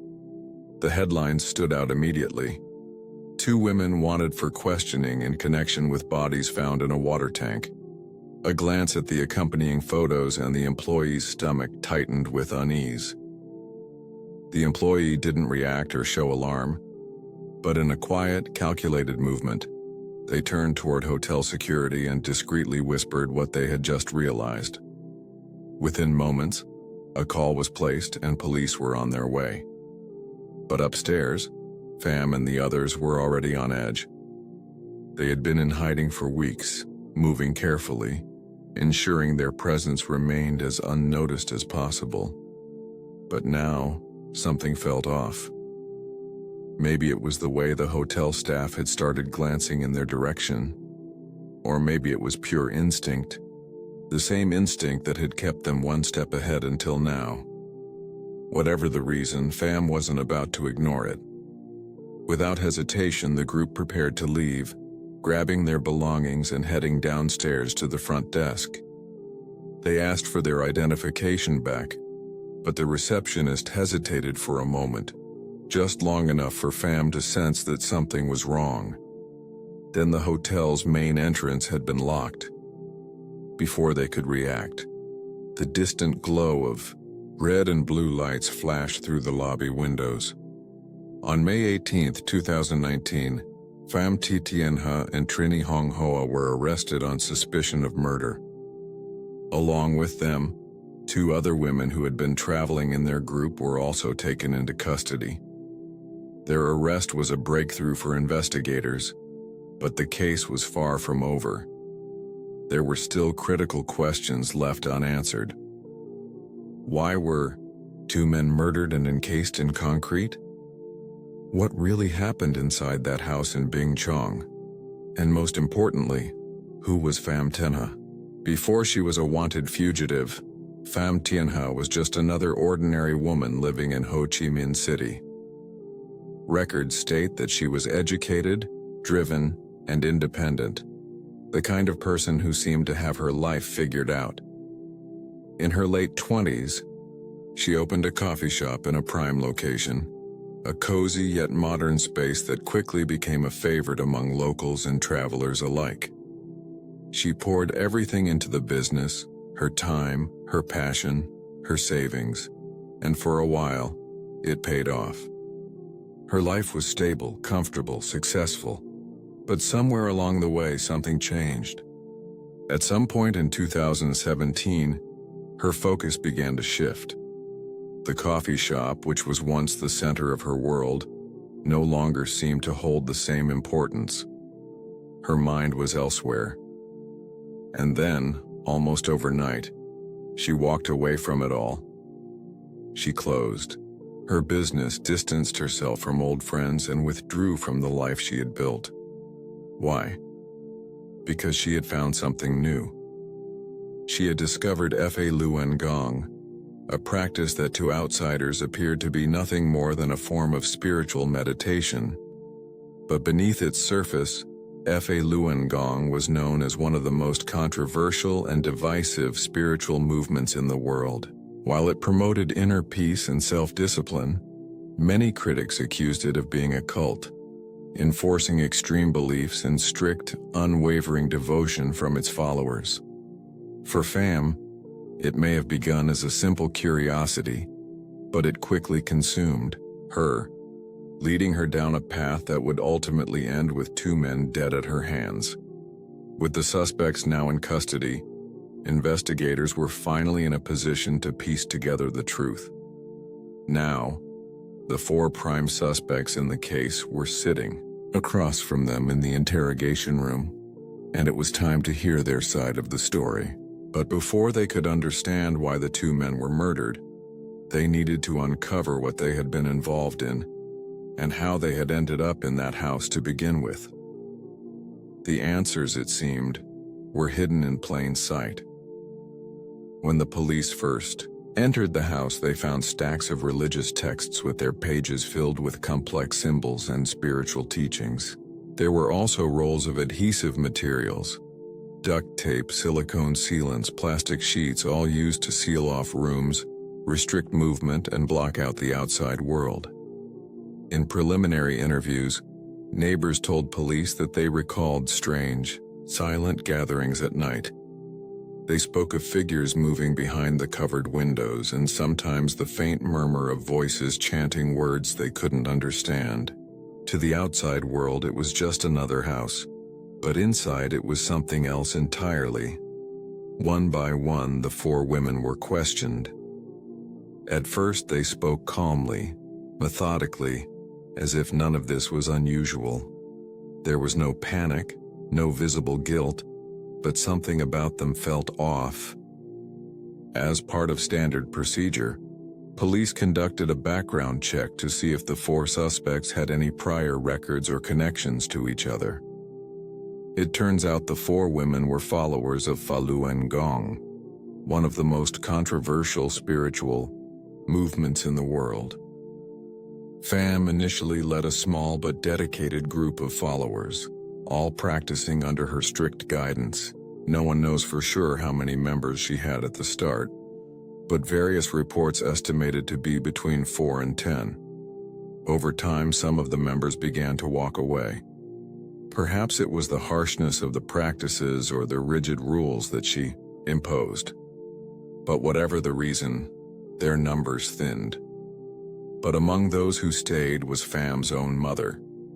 As the group shrank, those who remained became even more cut off, because Pham had no intention of letting them stay connected to the outside world. Determined to keep the group together and to continue their practice in absolute secrecy, she made a decision. In October 2018, she rented a house in Binjiang, far from prying eyes, where the remaining members could devote themselves fully to their beliefs. This was the very house where the 2 bodies would later be found. It was clear that Pham was the one everyone listened to, the one who made the decisions. And when it came to death in the group, she didn't hesitate. According to Pham, the entire ordeal began with the first victim, Lin. She told police that his death was a choice he made on his own, insisting that neither she nor her followers had played a direct role in it. It happened during one of her strictest rituals yet, a 14-day absolute fast. No food, no water, only meditation and faith. To Pham, this was a test, a way to separate the worthy from the weak. And in her eyes, Lin was too weak. She claimed that after just a few days without food, Lin had completely broken down. He could no longer endure the fasting and the isolation. And so one night he tried to escape, but he never made it. Pham told police that in his attempt to escape, he threw himself from a 2nd-floor window and committed suicide. But even in death, Lin remained trapped within the group. There was no funeral, No report to the authorities. His body was simply left in a room, hidden away from sight. As the days passed, the air in the house grew heavy with the scent of decay. Eventually, when the stench became unbearable, the group stuffed his remains inside a plastic water tank, filled it with concrete, and sealed it shut with tape. This was the order given from Pham. But Tan's case was different. Unlike Lin, Tan had stayed. In the weeks that followed, life inside the group continued as normal, or at least as normal as it could be under her rule. The fasting, the isolation, the strict discipline. Nothing had changed. But Lin's death had left something behind. A lesson, a warning. Tan had witnessed firsthand what happened to those who couldn't keep up. And for a while he did what he could to fall in line to avoid drawing attention. But no matter how hard he tried, a constant reminder lingered in the room. The plastic water tank. It sat there unmoving, sealed, heavy, and silent. Tan may not have spoken about it, but he knew what was inside. He knew what had happened to Lin. And maybe deep down he knew what would happen to him if he didn't listen to Pham. In the weeks that followed, Tan's faith began to waver. He began to struggle with the teachings just as Lin had. During her police interview, Pham stated that Tan had once been deeply committed to the group, even immersing himself in the routines and distancing himself from the outside world. By all accounts, he had been fully committed to Falun Gong, but according to Pham, he was slowly becoming corrupted, drifting too far from their teachings and resisting any attempt to change. In her version of events, Tan's defiance had begun with small transgressions. While the others fully committed to their fasting rituals, he allegedly snuck food in secret, breaking what Pham saw as a sacred purification process. To her, his violations weren't just physical, they were spiritual. She claimed he had begun harboring impure thoughts, showing signs of desire and craving earthly pleasures that defied the strict discipline she imposed. Then one day, Tan crossed a line. Pham caught him masturbating inside the house, something she saw as an unforgivable act. In her mind, this wasn't just a personal failure. It was a contagion, a sign of moral weakness that could possibly be spread to the others in the group. To her, it was a sickness that had to be cut out before it spread, and there was only one solution. Pham did not intend to kill him outright. Instead, she isolated him, locked him inside a room, and left him there alone. No food, no water, no human contact. He was given only time. Time to repent. Time to reflect. Time to suffer. As the days passed, Tan's body began to weaken. His muscles grew sluggish, his mind foggy from dehydration and starvation. Eventually, he was so weak and malnourished that his health was in severe decline. Then one day, Pham entered the room.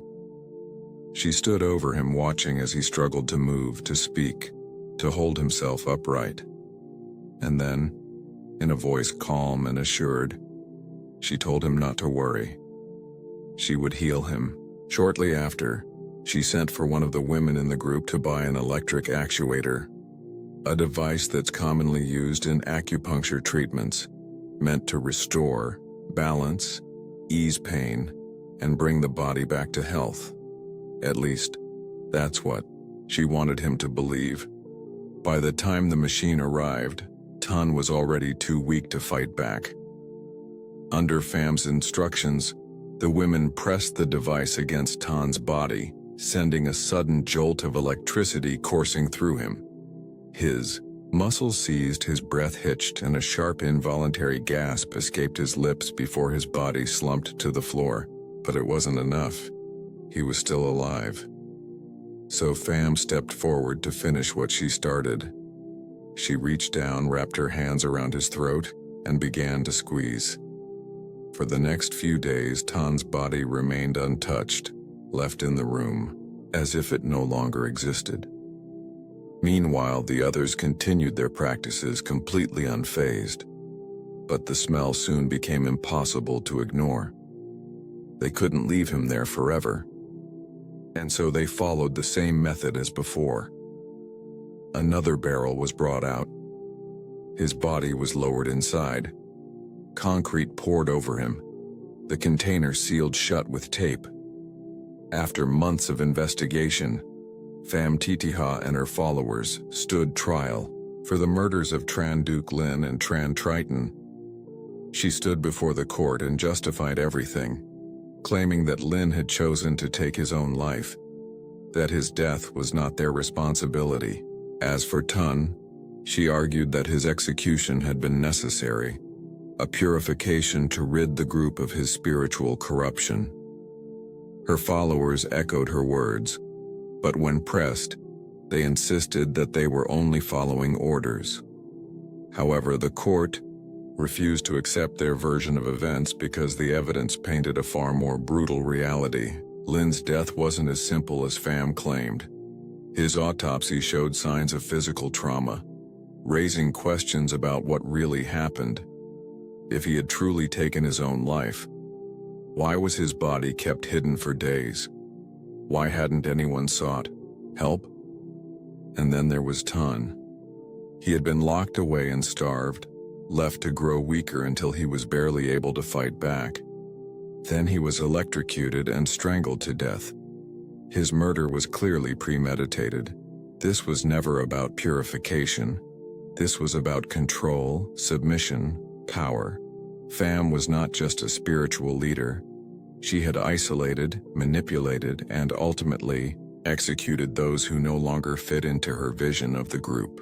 And the other women, they had stood by and allowed it to happen. They could have stopped it. They could have walked away, but instead, they helped cover the bodies in concrete.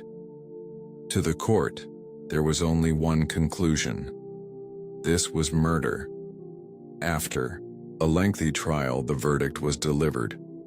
Pham Titiha was sentenced to death while her mother Trini Hong Hoa and the two other women Tao and Hu Yian received prison terms ranging from 13 to 22 years for their involvement in the crimes. The spiritual practice of Falun Gong originated in China in the early 1990s. Its followers believe that through meditation, slow-moving exercises, and moral teachings, they can achieve spiritual enlightenment and even supernatural abilities. While some consider it a spiritual discipline, many critics and even governments have labeled it as a cult. One of the most controversial and extreme cases linked to Falun Gong involves its practitioners rejecting modern medical treatment, believing that illness should be cured solely through spiritual cultivation and meditation.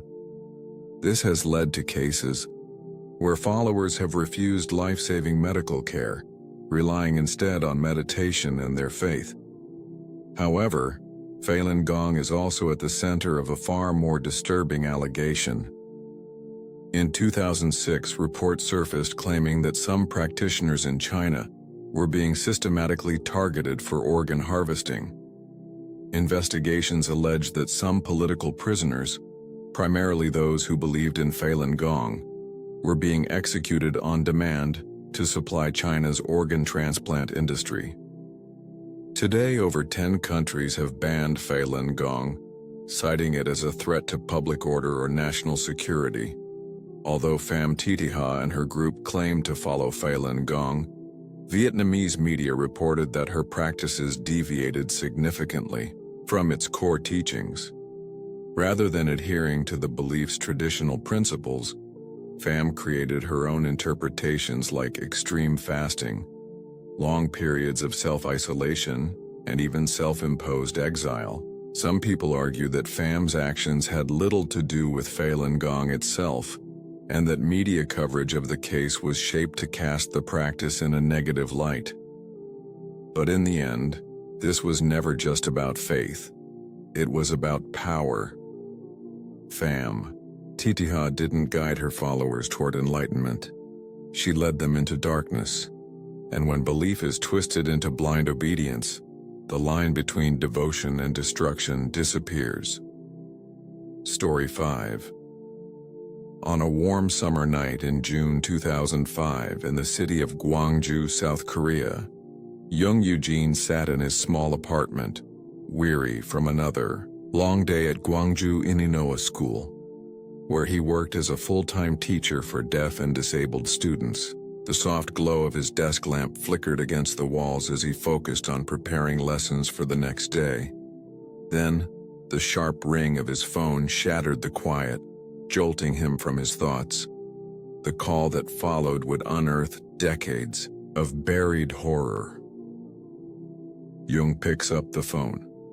A brief pause, a faint crackle on the line. Then a voice, shaky, uncertain. "Hello. Is this Teacher Jung? My daughter's friend. She was assaulted." Silence. The mother's voice lowers to a whisper. "What should we do?" Jung freezes. The words hang in the air, heavy and suffocating. How does he even begin to respond? The next morning, Jung walks into Gwangju Ininoa School. His thoughts race, but his purpose is clear. He already knows where he has to go. The school nurse. She's been here for years. Someone the students trust. Someone who should care. If anyone will take this seriously, it should be her. He finds her in her office, papers stacked haphazardly on her desk. Without hesitation, he tells her everything. The phone call, the girl's story, the horror that had been whispered to him the night before. But the nurse's reaction is nothing like what he expected. She barely reacts. She doesn't flinch, doesn't ask for details. "Forget about it," she says. Jung feels his breath catch. His hands tighten into fists at his sides. Did she misunderstand him? Did she not grasp the gravity of what he just said? As he looks into her face, he realizes she understood perfectly. She just didn't care. Teacher Jung then turns to other teachers and colleagues at the school, desperate for someone to acknowledge what's happening. One by one, he asks them if they've heard anything, if they know what's going on. But all of their answers are eerily similar. Don't get involved. Just let it go. Jung refuses to walk away. If the teachers won't help, then he'll go to the one person who has to listen, the principal of the school. Jung steps into the office facing the man in charge. He recounts everything: the mother's call, the girl's story, the disturbing accusations. But in response, "Be quiet," the principal says. At that moment, Jung begins to realize the truth. This wasn't just about one man, one crime, or one girl suffering. This ran much deeper. Gwangju Ininoa School wasn't hiding one predator. It was shielding many. What Teacher Jung was about to expose would go on to become one of the most horrifying scandals in South Korean history. This was a case of unchecked abuse, systemic corruption, and a legal system that failed its victims at every turn. But it would take years for the horrors of Inoa School to come to light. But when it finally did, it ignited national outrage so intense that the country could no longer look away. No one had listened when the students first cried for help. But soon South Korea would have no choice but to hear them.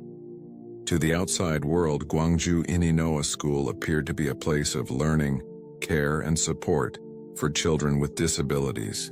Established in 1961, the school was founded with a clear purpose to provide education for deaf and disabled students in a society that often overlooked them.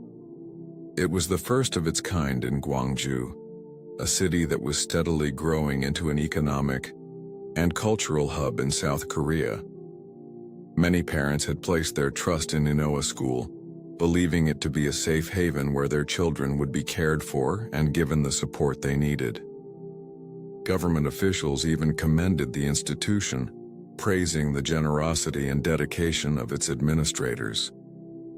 To the outside world, this institution was a symbol of hope. But beneath that carefully crafted image lay something far more troubling. Gwangju Ininoa was a family enterprise, one built on power, control, and secrecy. It was owned and operated by the Kim family, who controlled nearly every major position within the institution. At the top was Chairman Kim, the school's founder. His influence ensured that the school remained eligible for government funding and private donations. His eldest son was Principal Kim, a respected public figure of the institution.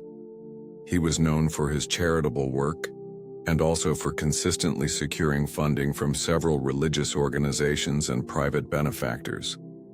But the real power rested with Vice Principal Kim, the younger son. While his father and brother handled finances and public relations, he controlled the day-to-day operations in the school.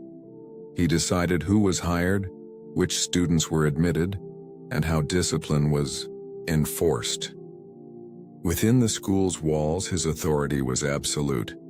Many of the staff had close ties to the family, whether as relatives or longtime associates, while those in leadership positions were chosen as much for their loyalty as for their ability to maintain the school's operations.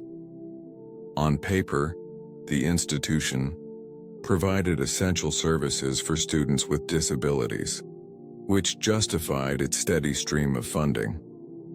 However, several alumni accounts and later investigations painted a different picture, one of systemic financial mismanagement. Records state that the school had inflated its enrollment numbers to receive extra government funding, even for students who didn't exist. Donations, whether money, supplies, or equipment, often never reached the children.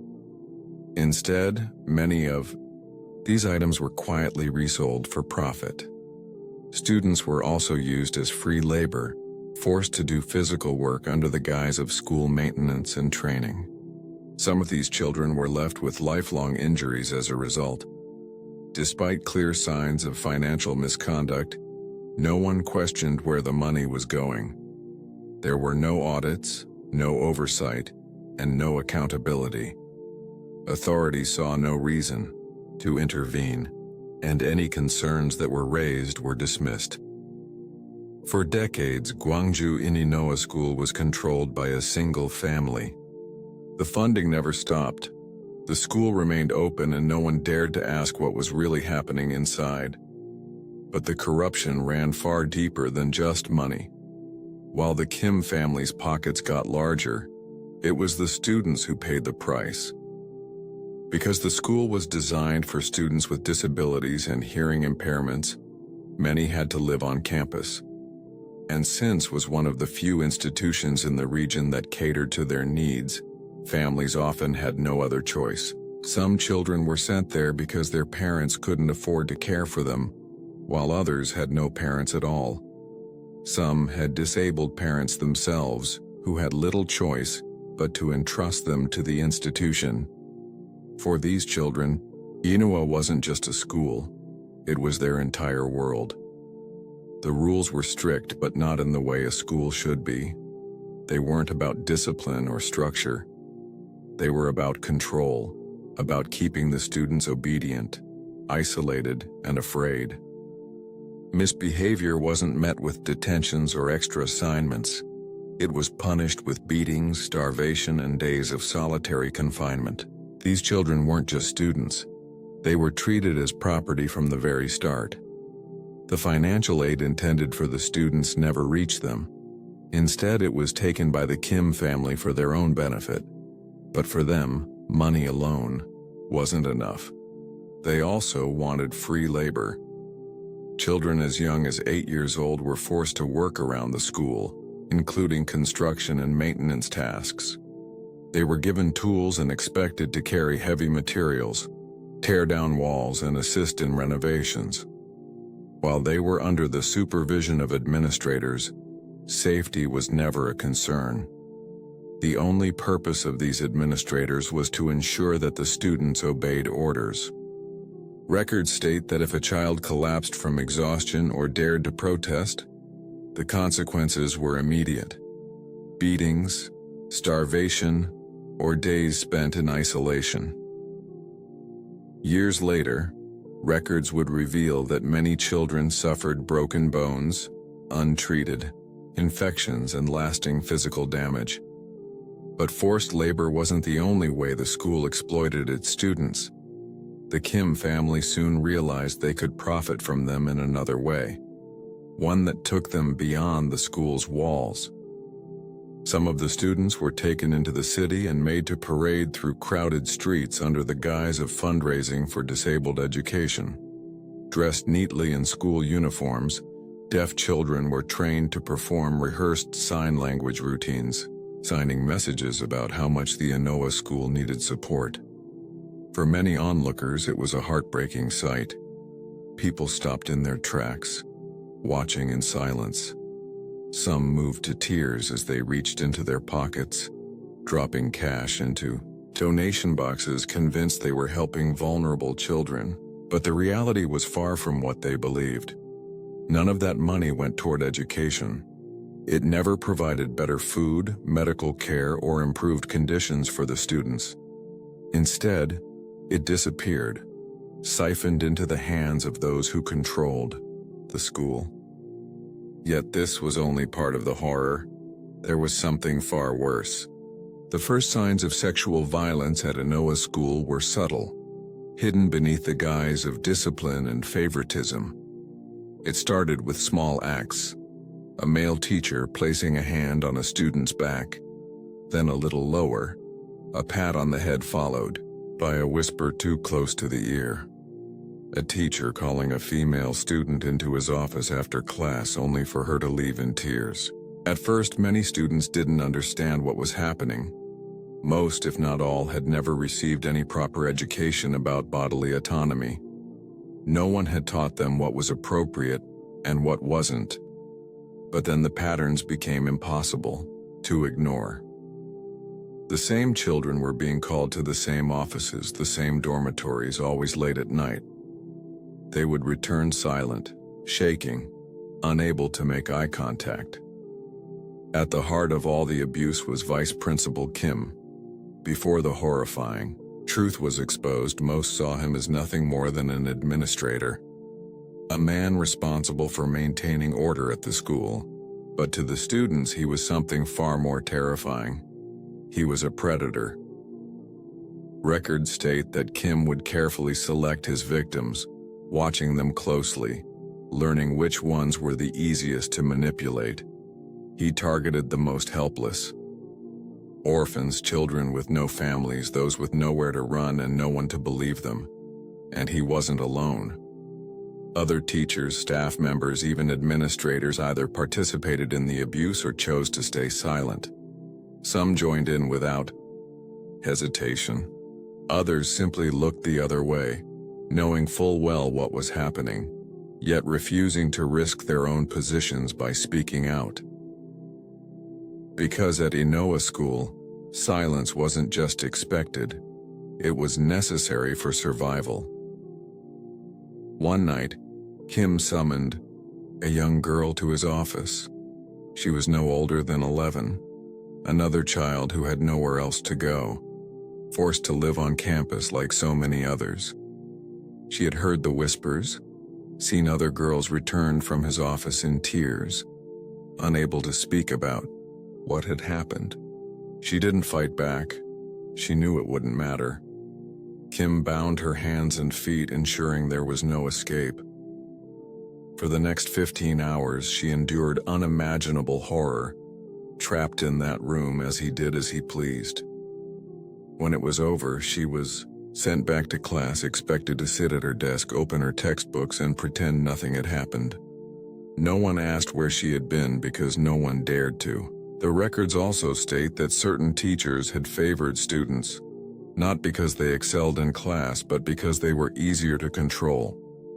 Girls were singled out, given extra attention, called to the front of the classroom under the pretense of guidance.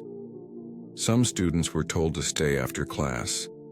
Others were called to the teachers' offices alone, given small rewards, snacks, better grades, special privileges before being subjected to things they didn't fully understand. One occasion, a female student was summoned after school believing she was in trouble for poor performance. Instead, she found herself alone with her teacher, who locked the door behind her. When she finally left, she was shaking, her uniform disheveled, her eyes red from crying. However, she said nothing about the incident, likely because she already knew what would happen if she did. At night, when the halls were empty and the school doors were locked, the dormitories became even more dangerous, because certain teachers had the keys to the rooms where the students slept. One night, a female student who was no older than 12 woke to the feeling of hands moving over her body. Disoriented, she opened her eyes to see her teacher kneeling beside her bed. The student tried to scream in fear, but the teacher pressed a finger to her lips. "Be quiet," he said. She had no choice but to listen, because she knew what happened to students who resisted. She had seen what had happened to others. Students who fought back were often met with brutal punishments. Some were dragged out of their dorms and beaten in front of the entire class. Others were taken away for hours at a time, returning before sunrise, walking unsteadily, their heads down, their faces pale. There were no simple punishments at a NOAA school. If a child spoke out of turn, if they did poorly on a test, or even if they looked at a teacher the wrong way, there were consequences. And these consequences were often unspeakable. On one occasion, a 12-year-old female student was accused of talking back to a teacher. As punishment, she was dragged into the staff room and had the door locked behind her. She would not leave that room for the next 10 hours. Another student, a boy who had seen something he was never meant to, was beaten so badly that he was unable to walk for days. In another instance, a student was caught trying to warn a classmate through sign language. As punishment, his hands were tied behind his back, and he was forced to kneel for hours blindfolded while staff members passed by, striking him at will. But even these punishments were not the worst, because at Gwangju Ininoa School, some punishments ended in death. In the year 2011, a former teacher of the school came forward with a chilling confession. He had worked at the Ininoa School in the 1960s. Back then, the abuse had already begun, but no one outside the school knew about it, and, according to him, at least 2 children never made it out alive. One was a 6-year-old boy. He had been locked away for days without food. When he was finally let out, he was too weak to walk. His body was covered in bruises, his ribs pressing through his skin. The vice principal beat him again, and this time, he didn't get back up.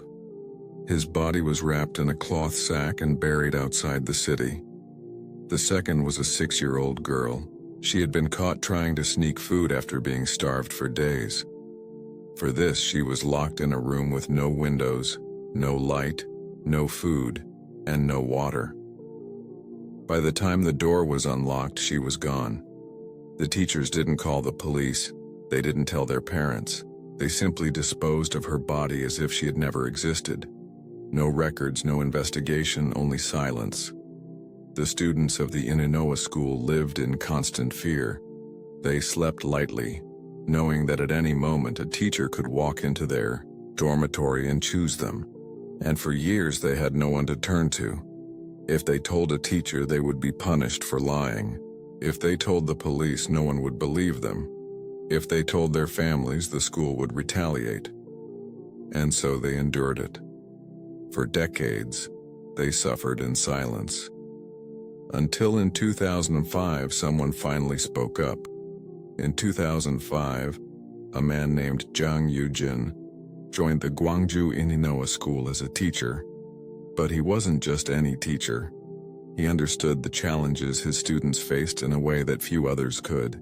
Having been born hard of hearing, Yang had spent his life navigating a world that often overlooked or failed to accommodate people with disabilities.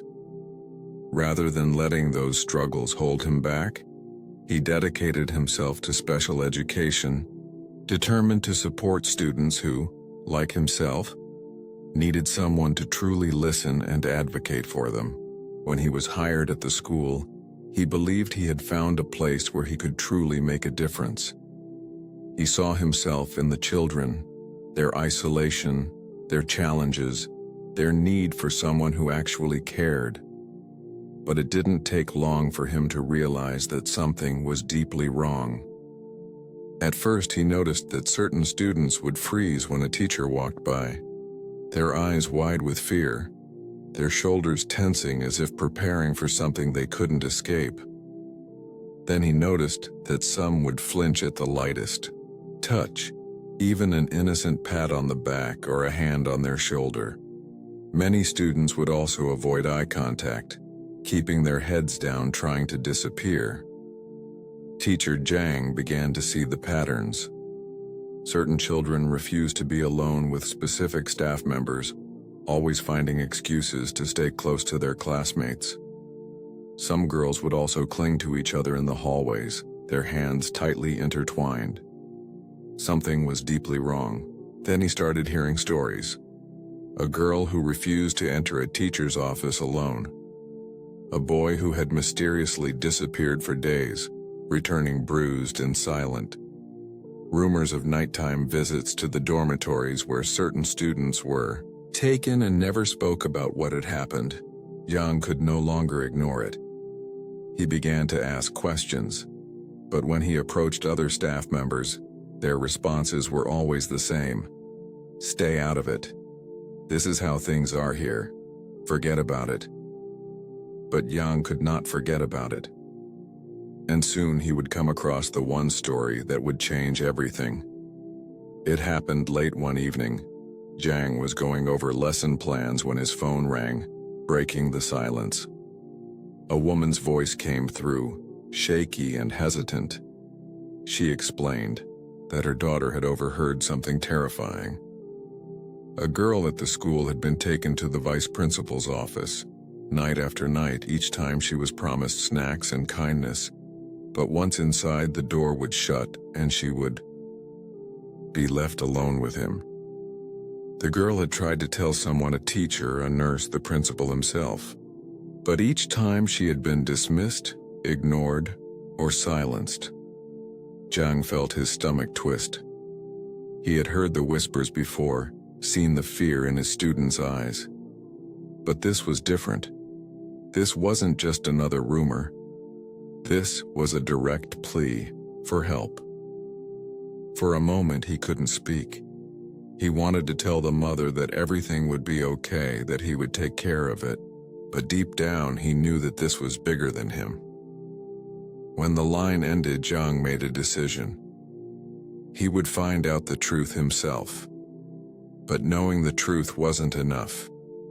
He needed proof. The next day, he began asking questions. Carefully, discreetly, he reached out to students he suspected had suffered the most. The ones who never spoke, the ones who avoided eye contact, the ones who flinched at a simple touch. Most were too afraid to say anything, shaking their heads and hurrying away the moment he tried to speak with them. But then he found her, a girl whose name had surfaced more than once in hushed whispers, whose eyes widened in fear every time the vice principal passed by. At first, she wouldn't meet his gaze, but Yang was patient. He offered her safety, reassurance, a chance to be heard. He sat across from the girl, watching as her hands trembled in her lap. She was barely a teenager, but she carried the weight of someone who had spent a lifetime surviving. Yang signed to her, reassuring her that she was safe. No more secrets, no more silence. At first she hesitated, her fingers twitching as if unsure whether she should speak at all. But then, slowly, the words began to flow. She described how the vice principal would call her to his office late at night, offering small comforts, snacks, kind words, anything to lure her in. Her friend would come with her, but once they arrived, the vice principal would send the other child away, and then the door would lock. She tried to tell people, teachers, the school nurse, even the principal himself. But no one listened. As she signed, her movements became more frantic, as if the words had been trapped inside her for too long. Jiang listened. He didn't stop her, didn't rush her. He just let her speak. And for the first time, her story wasn't just being heard, it was being recorded. He stored the tape carefully, knowing it was more than just footage. This was evidence, a weapon against the people who had spent years hiding behind their authority. But he also understood what it meant to have this in his hands. This wasn't just about exposing the truth. It was about survival. Because once the school found out what he had done, they would come for him. Jiang didn't take the tape to the school board. He didn't go to the police. He knew better than that. Instead, he brought it to a counseling center that specialized in sexual violence cases, particularly those involving disabled victims. When he placed the tape on the table and explained what had been happening inside the Gwangju Ininoa school, the response was immediate. The counseling center filed a formal report to the police. And just like that, after years of silence, the crimes of Inoa School were finally being dragged into the light. But the school had been watching, and they weren't about to let decades of secrets unravel without a fight. The girl who had spoken out immediately became the school's next target. One night she was summoned to the cafeteria. She wasn't given a choice. When she arrived, she found herself surrounded, not just by the vice principal, but by several other staff members. They sat her down, placed a glass of alcohol in front of her, and told her to drink. The alcohol burned her throat. But they didn't stop there. They then began to coach her, forcing her to repeat the words over and over again. She was made to consume large amounts of alcohol and repeat those words until they were satisfied. Then they turned on the camera and made her say them one last time. The next day, the school submitted the tape to the police, and suddenly, what should have been an open and shut case became something far more complicated. The police didn't dismiss the allegations entirely, but they didn't act on them either. Instead, they called it a conflicting testimony situation and put the case on hold. Weeks passed, then months. No arrests were made, no investigations were conducted. The school continued operating as if nothing had happened, and the only person facing real consequences was teacher Jiang. In response to the allegations, the school terminated his employment. They claimed that Jiang was simply spreading false rumors, causing unrest and damaging the school's reputation. They painted him as a troublemaker, accusing him of fabricating lies and attempting to tear down an institution that had supposedly dedicated itself to helping students. But Jiang wasn't surprised. He had seen this coming. What the school hadn't expected was that he wouldn't leave quietly. Jiang took his case to the Labor Relations Commission, arguing that his dismissal was retaliation for exposing the crimes hidden within Inoa School's walls. He gathered evidence, documented everything, and fought back against those who wanted him gone. And after a year-long legal battle, he won. The school was forced to reinstate him, but walking back onto that campus didn't feel like a victory. The moment he stepped through the gates, he felt the suffocating weight of cold stares and the whispered conversations that stopped the moment he walked by. The same teachers who once greeted him now refused to look him in the eye. The staff, who had once worked beside him, now watched his every move. He was followed, harassed, isolated, treated like an outsider, but Jiang had already lost everything. His career, his safety, his reputation. There was nothing left to protect but the truth. And for the first time, after years of silence, the world was about to listen. For years, the horrors inside Gwangju, Inanoa School, had remained buried, ignored by authorities, silenced by fear. But in November of 2005, PD Note, one of South Korea's most respected investigative journalism programs, brought it all into the open. The episode exposed everything: the systematic abuse, the police inaction, the school's retaliation against Jiang. For the first time, the public saw the faces of the victims, heard their stories in their own words. The reality was more horrifying than anyone had imagined, and the reaction was immediate. Protests erupted outside Gwangju's city government offices. Parents, activists, former students, all of them demanding justice. They refused to let the case fade into silence like so many others before it. The pressure on authorities was overwhelming. The police, who had once stalled the investigation, could no longer look the other way. Under intense public scrutiny, they were finally forced to act. Within days, they arrested 6 perpetrators. The first to be taken into custody was Principal Kim, the eldest son of the school's founder, who oversaw operations and failed to act despite knowing what was happening. The next was Vice Principal Kim, followed by 2 kindergarten teachers, all of whom were accused of sexually abusing multiple children in their care. But even with these arrests, true justice was still out of reach. Because what happened next would shake South Korea to its core. By 2006, the case against Gwangju Inanoa School had finally made it to trial. For the victims, this was the moment they had waited for. The moment when the people who had tormented them for years would finally face justice. But there was one problem. The legal system at the time did little to support victims like these. Many of the victims were deaf or hard of hearing. Yet the court failed to provide qualified sign language interpreters. Some were forced to testify without fully grasping the complex legal terminology being used against them. Others had to depend on simplified translations, which often distorted their testimonies and made any important details lost in translation. And then came the cross-examinations. The defense was ruthless. They picked apart every detail, latching onto the smallest inconsistencies in the victim's statements. They questioned their memories, their ability to recall events, even their perception of reality. But their most insidious argument was perhaps this.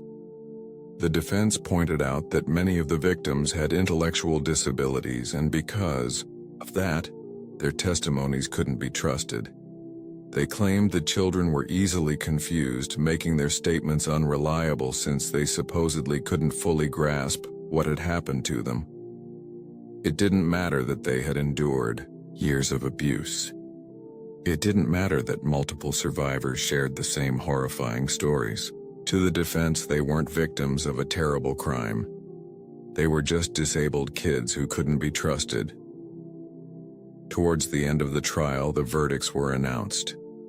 The principal, the man who had allowed years of abuse to continue under his watch, was sentenced to just 5 years in prison. The vice principal, one of the worst offenders, received only 1 year. His charge downgraded from rape to forced molestation. 2 other perpetrators were given less than 2 years behind bars.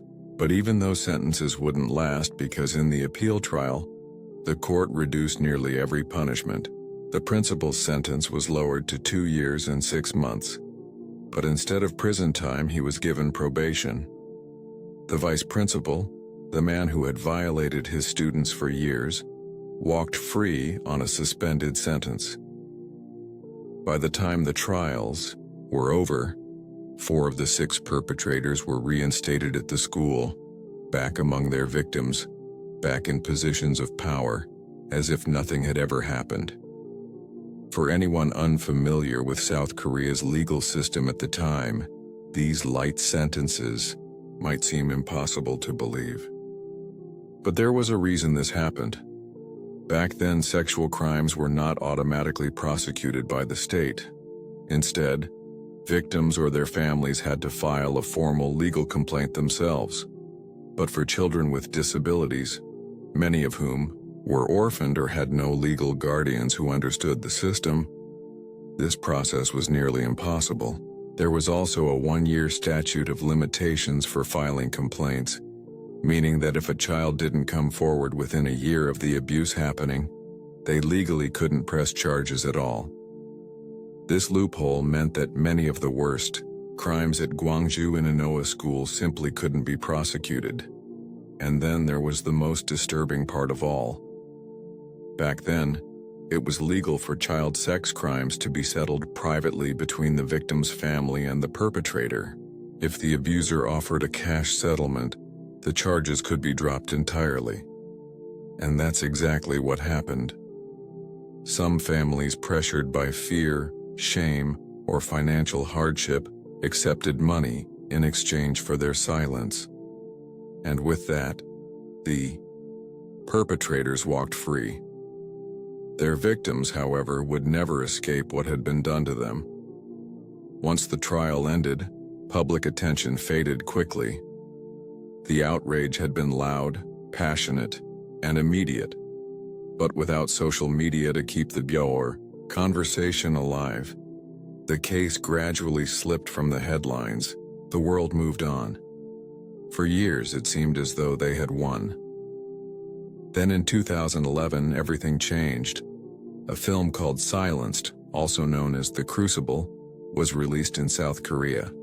It was based on a novel by Gong Jiang, a writer who had been so outraged by the case that she felt compelled to tell the story. The film offered a stark, unflinching look at what had happened inside Gwangju Inanoa School. The systemic abuse, the corruption, the failure of the legal system. But it wasn't sensationalized. It didn't need to be. In fact, survivors later revealed that the film left out some of the worst details. And still, it was enough to shock an entire nation. More than 4.7 million people in South Korea saw the film. Nearly 10% of the country's population at the time. The impact was immediate and overwhelming. Viewers left angry, horrified, unable to comprehend how such injustice had been allowed to happen. Among them was then President Lee Myung-bak. So, disturbed by what he had seen, he called for a reinvestigation of the case. This time there would be no loopholes. But even with the public outcry, justice remained elusive. In late 2011, the courts dismissed the case, citing a lack of evidence. Additionally, the victims' rights to file for compensation had already expired the year before in 2010, meaning they had no legal recourse for the suffering they had endured.